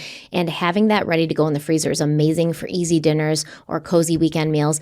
I have a subscription personally, so every month I get the same thing, the croissants, and definitely the sourdough bread. I get the gnocchis and some of the other pastas. The raviolis are so good. Yeah, it's just amazing to have it. They also have amazing butter. Like, I love this butter. I can't use any other butter. It's this French, slightly salted butter. Just, it's amazing. Can't beat it. And I had their cinnamon rolls recently, which were really good as well. And the box is fully customizable, right? It depends on what you want. They can do it for you. You can choose from their variety box, their gluten-free box, their vegan box, and their protein box. So whatever you choose, it actually fits your lifestyle, not the other way around. Yeah, so I made my own box. I put what I wanted in there. I get every month. And I will say their customer service is amazing and quick. This actually happened last week. I had a box delivered, and they delivered it to someone else's house. And they sent a picture, and I was like, that is not my house. And I don't know whose house that is. And I'm not going on a journey to find out who's got my Wild Grain box. So I emailed them. They got right back to me. She was like, well, what do you want? Do you want us to refund you for this box? Do you want us to send a new box out? I said, send a new box out. I want my carbs immediately. I need them. And they sent a new box out. I got it within a few days, and that's it. That's it. It was perfect. Yeah, there's nothing like having an artisan bakery in your freezer to chase away the winter chill. Now is the best time to stay in and enjoy comforting homemade meals with Wild Grain. I highly recommend giving Wild Grain a try. And so do I. As you know, right now, Wild Grain is offering our listeners $30 off your first box plus free croissants for life when you go to wildgrain.com/crimeweekly30 to start your subscription today. Once again, that is $30 off your first box and free croissants for life at wildgrain.com/crimeweekly30 or use code crimeweekly30 at checkout. I feel like winter always turns your bedroom into your main living space. You're inside more, you're sleeping more because it gets dark. It gets dark earlier and it's not like sunny in the morning. And that's when you really notice if something's off with your mattress. Yeah, and unfortunately for Stephanie, she knows this all too well, especially with me. If I sleep bad, everything is bad after that. So there's definitely been some days where I've come into the office and she's like, okay, yeah, he didn't sleep good. Yeah, of course. I think that everybody is like that, especially if you're in a hotel or something away from home. It's not fun. That was me all the time before Helix. I had night sweats, back pain, and that thing where you wake up tired, even though you did technically sleep. Switching to Helix was a real upgrade. My sleep quality genuinely improved. And I'm talking, I've had my Helix mattress now for over 5 years, and it is just as good today as it was the day I got it. Yeah, same here. I have the Midnight Lux, absolutely love it. And when we originally got it was many years ago, the process just was super easy. All you have to do is take the Helix Sleep Quiz, answer some questions about your sleep, and it matches you with the mattress that actually fits you. So there's no guessing and no awkward like showroom interactions, which, by the way, that's all that there is when you go to these places. I know. I don't like it. You're laying there on the bed and you're like, how many other people have laid here? And the salesperson is looming over you and you're like, this is not what it's going to feel like when I have it in my house, right? Also, something that is very important is Helix is the most awarded mattress brand. They've been tested and reviewed by experts at places like Forbes and Wired, which definitely gave me peace of mind. Yeah, plus the delivery was seamless. It shows up at your door with free shipping in the US, and you get a 120-night sleep trial and a limited lifetime warranty, so you're not locked into anything. Helix also has what they call the Happy with Helix guarantee, which basically means the experience is customer first. And honestly, my sleep has been noticeably better since switching. Even my sleep tracking reflects it on my Apple Watch. And just in general, I sleep with multiple dogs. And I was always very frustrated about that because I never felt like I had enough space. And I don't have any more space now, but my sleep is still better. So if you are ready to upgrade your sleep, go to helixsleep.com/crimeweekly for 27% off site-wide. That's helixsleep.com/crimeweekly for 27% off site-wide. And make sure you enter our show name after checkout so they know we sent you.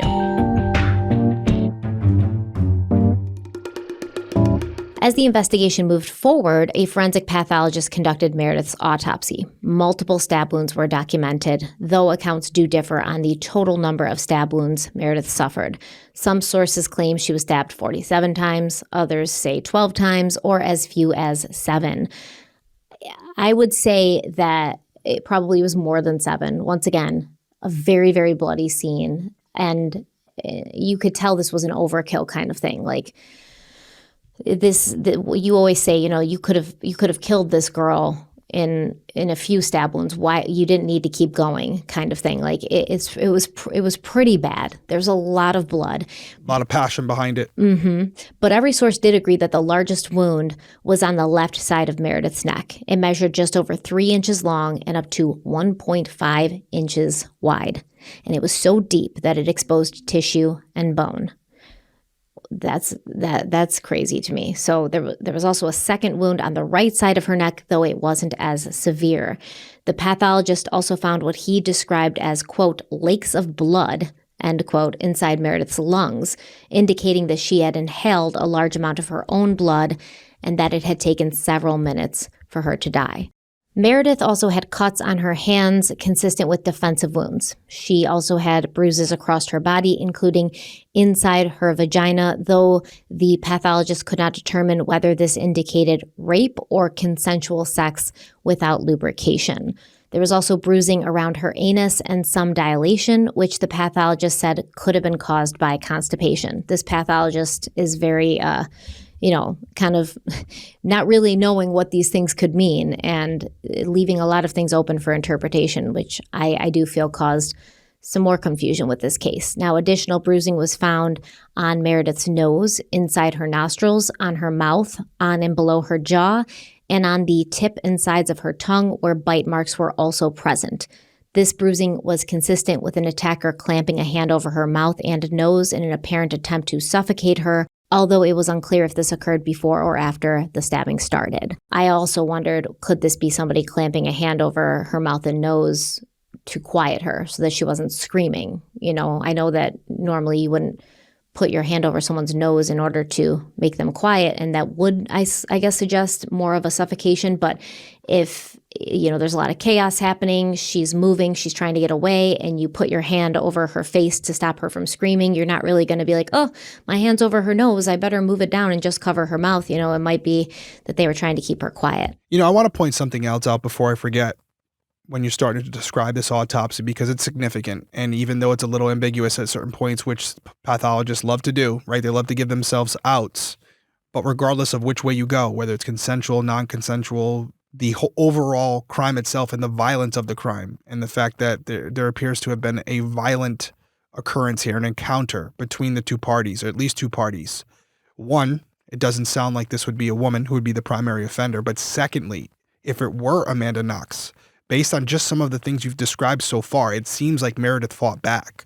And yet it doesn't appear, at least so far in the story, that Amanda had any signs of injury, which you would expect to see from someone with this brutal of an attack. But yet we have nothing. I guess outside of that scratch that the scratch Laura on her neck claimed to have maybe seen. Yeah. Yeah, I think there'd be more. But just based on what you're describing so far, this sounds like a sexual assault / murder. It doesn't sound like someone who was attacked by another woman, and maybe it was even an accident, that just an argument that got out of control. This sounds like this was a deliberate act, and it's kind of leaning in the direction so far of someone who wanted more and was told no. At least that's my opinion. Do you think this was premeditated, planned, or like a kind of a crime of opportunity? It escalated and then the person got mad? Without knowing for sure, I would say that this just escalated because it doesn't seem like the meetup was even planned. If Meredith was planning on meeting someone that night and had to get home for them, I would think she may have said something like, hey, so-and-so's coming over tonight. We're going to hang out. And then you could argue that it was premeditated by that other person who said, yeah, I'm going to come over. Let's hang out. But they had these other intentions. This seems more likely that this person came over. Maybe they thought it was going to lead somewhere that it didn't. And they didn't realize it till they were already in the room and they felt like they were disrespected by Meredith saying no. And that's when it escalated to this. At least now, just on the surface, but overall, and we're starting to wind down this episode, I think everything points to a familiarity and knowing Meredith before the crime occurred. And then when you take the actual autopsy into consideration as well, it does appear to be sexual in nature. So to me, that indicates a male individual. And I'm asking myself, without getting too far ahead of the story, how much of Meredith's past did we look into? Previous partners, boyfriends, just maybe someone they met one night or another. This is the direction I'm going as far as the profile of this person, but maybe you're going to hit me with a curveball that's going to change my mind. Maybe I am, but we will get there. But yes, we already heard that the police questioned Meredith's friends and they asked about, did she have boyfriends? Who did she date? Things like that. So they did sort of scratch the surface on that. But what was it? Just a situationship? Someone that maybe nobody knew about? I don't know. There's so many angles here. Yeah, maybe somebody she had met in a bar one night, mentioned where she lived, and they'd been trying to get a hold of her. But police would probably check Meredith's cell phone records at that point, see if any calls had come in, things like that. So it doesn't appear that if somebody had met her previously and then wanted more from her, that they were making themselves known as far as her electronic records go. No, one more angle I think about, and I hope you're not getting mad at me for going to all these possibilities because I could talk about this for hours. But it's a crime scene full of stuff if you look at it and you're like, what is all this stuff here for? And why was there, a lamp put down like somebody was trying to look under the bed? What were they looking for? There was receipts found on the duvet that we haven't even talked about yet, right? There's a lot of stuff at this crime scene that it does seem personal. It does. And I hope you're proud of me because I've refrained so much on talking in this episode, even though I feel like I've talked the entire episode. So I apologize if that's the truth. But what's my favorite phrase, right? Two things can be true at the same time. And, two things could be true here. We know that Amanda did reach out on the 31st about, what was Meredith up to. And we know that Amanda was texted by her boss at 8:18 on November 1st saying, hey, you don't have to come in tonight. Is there any point where Amanda and Raphael and maybe a friend of his decide to go back to Amanda's house? Does something go down there where they know Meredith is home alone, so they all go over there and there's the four of them hanging out? And, as couples do sometimes, they separate, go their own ways, and something went down in that other room that Amanda and Raphael weren't aware of initially. Again, it's total speculation at this point, but I'm just throwing out there that there is a world where Amanda knows more than she's saying, but still isn't the primary offender here. So I'm considering all options at this point. The only thing I've really ruled out is I don't believe someone threw a rock through the window and broke in that way. That's the only thing I'm pretty confident about. So you don't believe somebody just followed Meredith home randomly, not knowing who she was, not knowing anything about where she lived or who she lived with, and then climbed up the house, broke into a window, found her bedroom, and killed her? Correct. I don't. And the main reason being there is clearly some level of familiarity with the house as far as how to get around it and what to lock and what not to lock, and also a sense of security. And what I mean by that is they not only committed the crime, but they stayed behind after the fact to stage the scene by going in Amanda's room, by going in Philomena's room. Mm-hmm. And the only way you would feel even Laura's room, they went in and rifled through some drawers. That's right. Yeah. And the only way you would feel confident and safe enough to do that is if you knew nobody else was coming home that evening. So to me, that clearly indicates that this person had an understanding and a familiarity with that apartment. Yeah, but that person would have to know that Philomena was with her boyfriend. Correct. And Laura was out of town. Exactly. And Amanda was with her boyfriend. And exactly. Who would know all of that? It would be someone who was invited into the apartment, and either Meredith disclosed that to them by saying, hey, come on over. My two roommates are out of town and my other roommate's with her boyfriend for the night. Or my other roommate's supposed to be working tonight.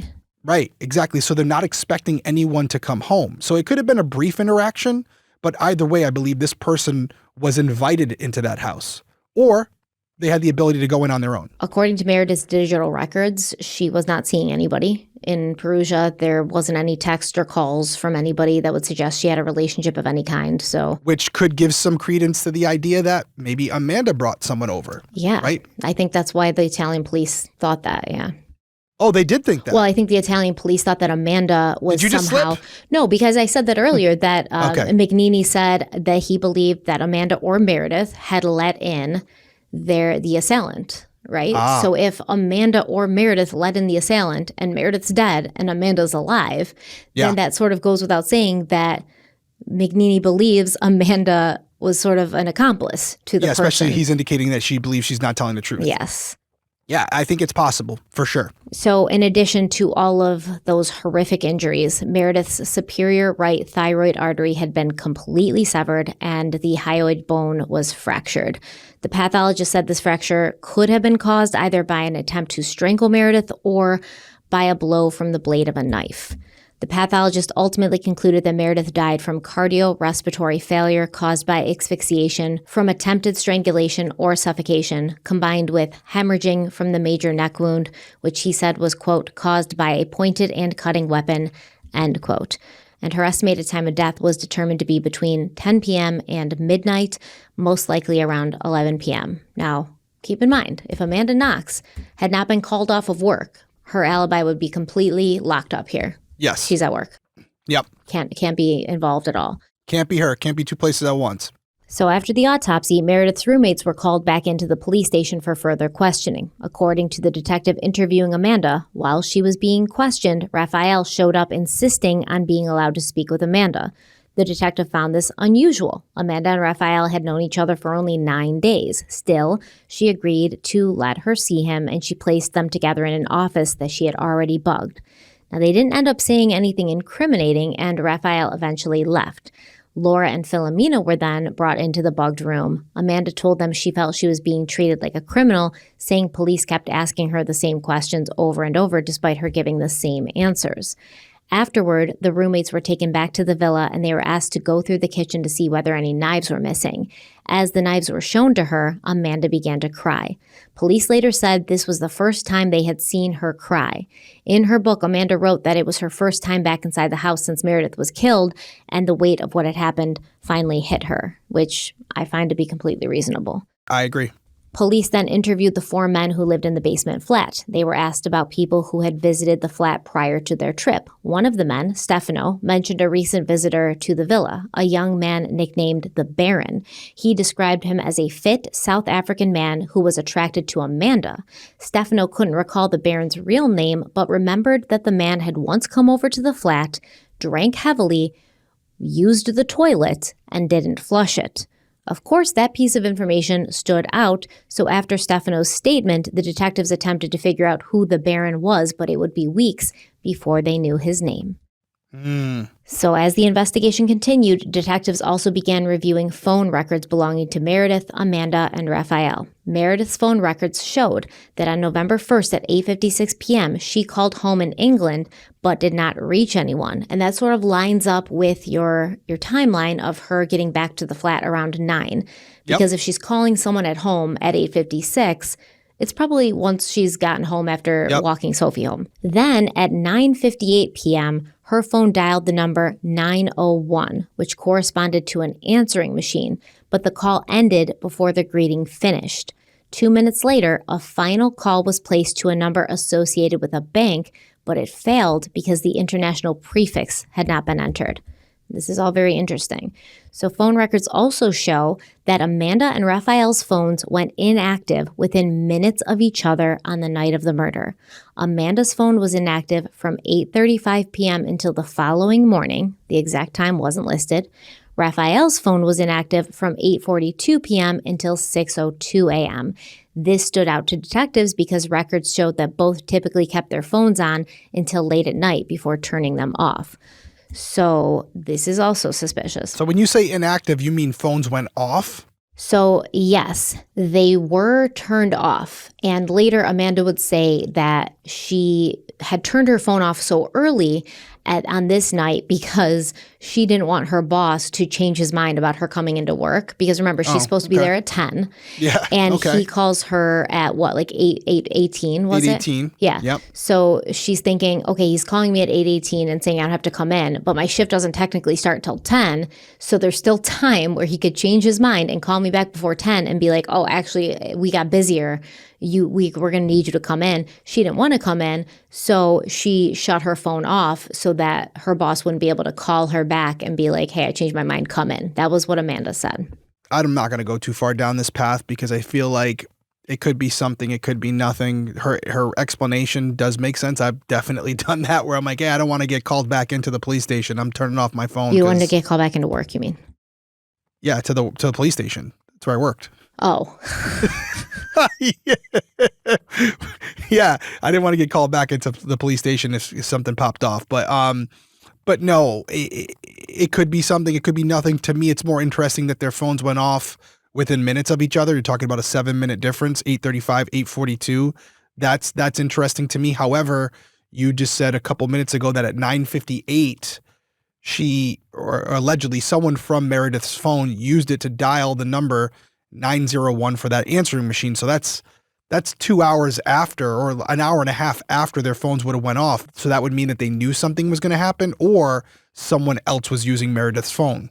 But I also don't think that if their phones went off at 8:35 and 8:42, the suspect or whoever was involved would be calling their Meredith's mother at 8:56. No, I agree. That was Meredith. So that to me was Meredith, which would mean she was still alive at approximately 9 p.m. And from what we know, Meredith wasn't even home by 8:35, 8:42. So did they know that they were going to go over there and do this? I actually think if I had to choose, it's either nothing or it gives more credibility to the fact that they didn't have anything to do with her crime. So I do find it suspicious that both of their phones were turned off. I agree. Yeah, that's a little weird. And then Raphael's came back on at 6:02 a.m. Like, if you're not getting up for anything, why are you getting up at 6:02? You know, you're like, that to me that right there is a dangerous thing. Anyone who getting up at 6. Yeah, oof. Why are you doing that? That's absolutely that's a sign of a serial psychopath. Killer? Yeah, right there. Well, you get up at 6:02 when you don't have to work. And I know there's a lot of morning people. We're just joking. I'm just not a morning person. I'm not.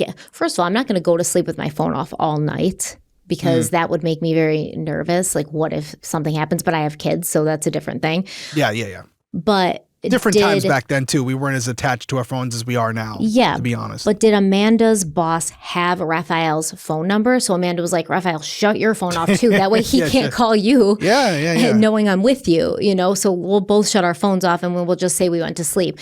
That could be very possible. But the fact that your roommate was murdered and you guys shut your phones off, it doesn't look good. It doesn't look good. And we've got a lot of coincidences now, right? We got a lot of coincidences. Amanda going in to the flat and just not finding the blood, right, and that stuff to be alarming, not noticing the lamp in her room's missing, finding the poop in the toilet and then saying she flushed it, but she didn't flush it. All of this stuff. And why didn't you flush it? If I found it, I would have flushed it. All of these things are not super looking good for her. That's all. Yeah. But I don't want to lose sight of the fact of what you mentioned as well about the Baron, because I don't know if the Baron is involved in this story. But to me, I still think the concept of a person like that holds a lot of weight. This individual could be someone who knew of Meredith, but maybe knew someone else who lived at that apartment. 4 women living there. They're living their best life. There are people coming and going all the time. It could be someone who was brought over there by Philomena or Amanda at one point and just saw Meredith and understood that nobody else was home but Meredith and came over there and said, hey, is Amanda around or is Philomena around? And Meredith says no.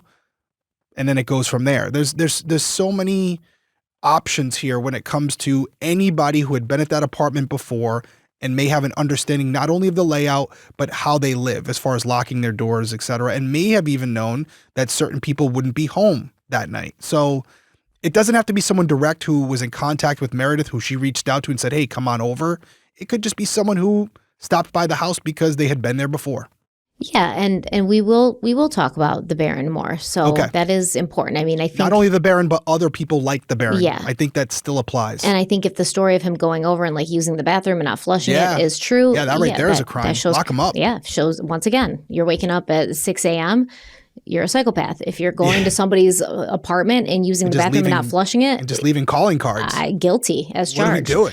Yeah, so if that does show a pattern of behavior, though, maybe that's what he just did all the Yep. time, even in his own house. Creature and of habit. things. Yeah, so that's interesting. According to court records, Amanda's first call on November 2nd was placed to Meredith at 12:07 p.m. with no answer. Immediately afterward, she called Philomena. That was followed by another call to Meredith and then another call to Philomena.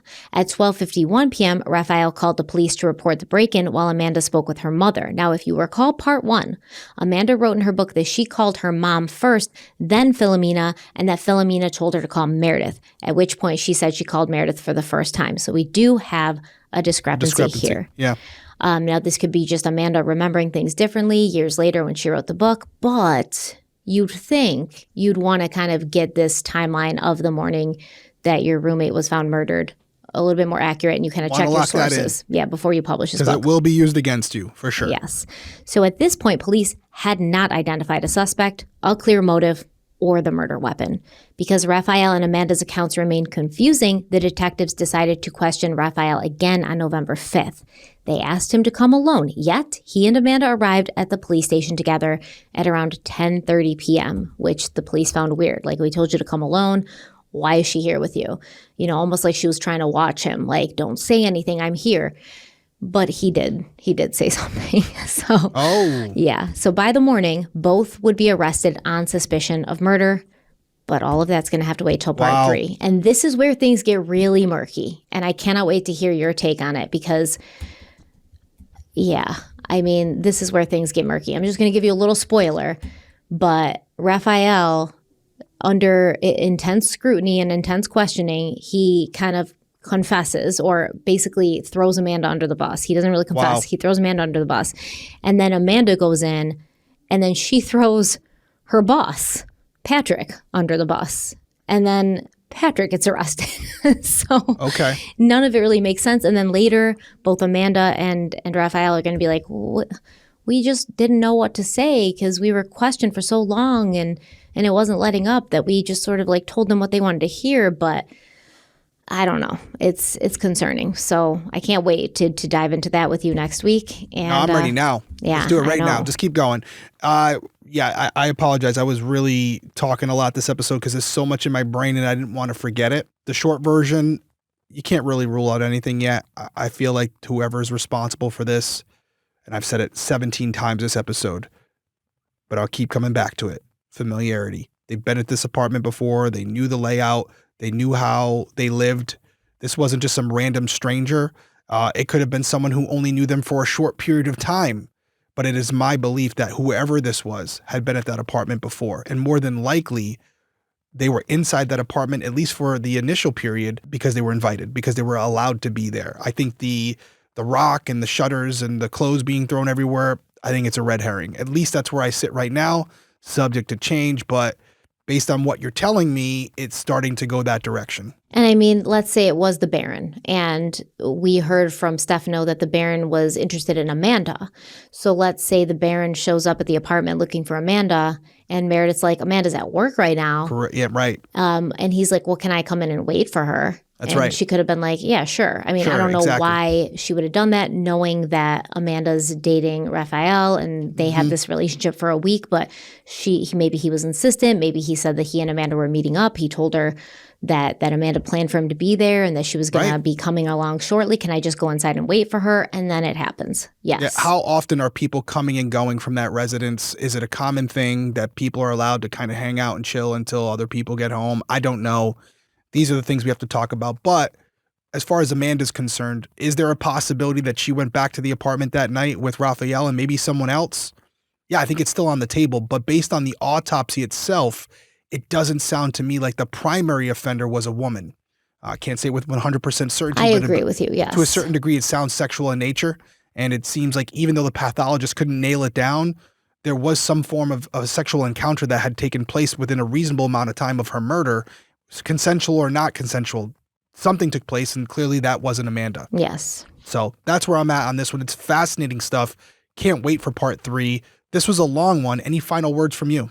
No, I am really looking forward to next week, though, and I can't wait to hear what everybody thinks about what we've talked about today, specifically the evidence, the window. How important do you guys think the window is? Are you in the camp who believes somebody could have entered through that window, or it's a possible form of entry? Are you kind of with us and the police, where it's like, no, that was definitely staged, but why was it staged?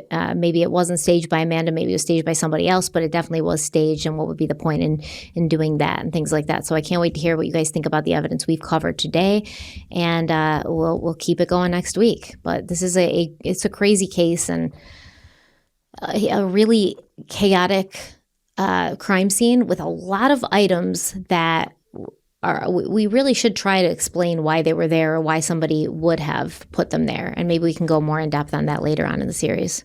I love going over these cases that most people feel like they know. I didn't know it. And, there were some people who were like, I don't know why you're covering this case. There's more obscure cases you can cover. This right here is the reason we're covering it. Not only to build up the catalog so we cover all cases that you're familiar with, but because I want to hear about it. I want to hear your perspective on it. And it's our first time experiencing it. So for us, or at least for me, it's new. And I'm really glad we're doing it. So that's going to do it for us, guys. We appreciate you being here. If you haven't already, because I don't mention it a lot, please like, comment, subscribe, whether you're listening on audio or you're watching on YouTube. We don't mention it a lot. We don't ask for a lot, but we would really appreciate it. It helps out the channel. It gets more exposure on the cases we're covering. So until next week, everyone stay safe out there. We'll see you soon. Bye.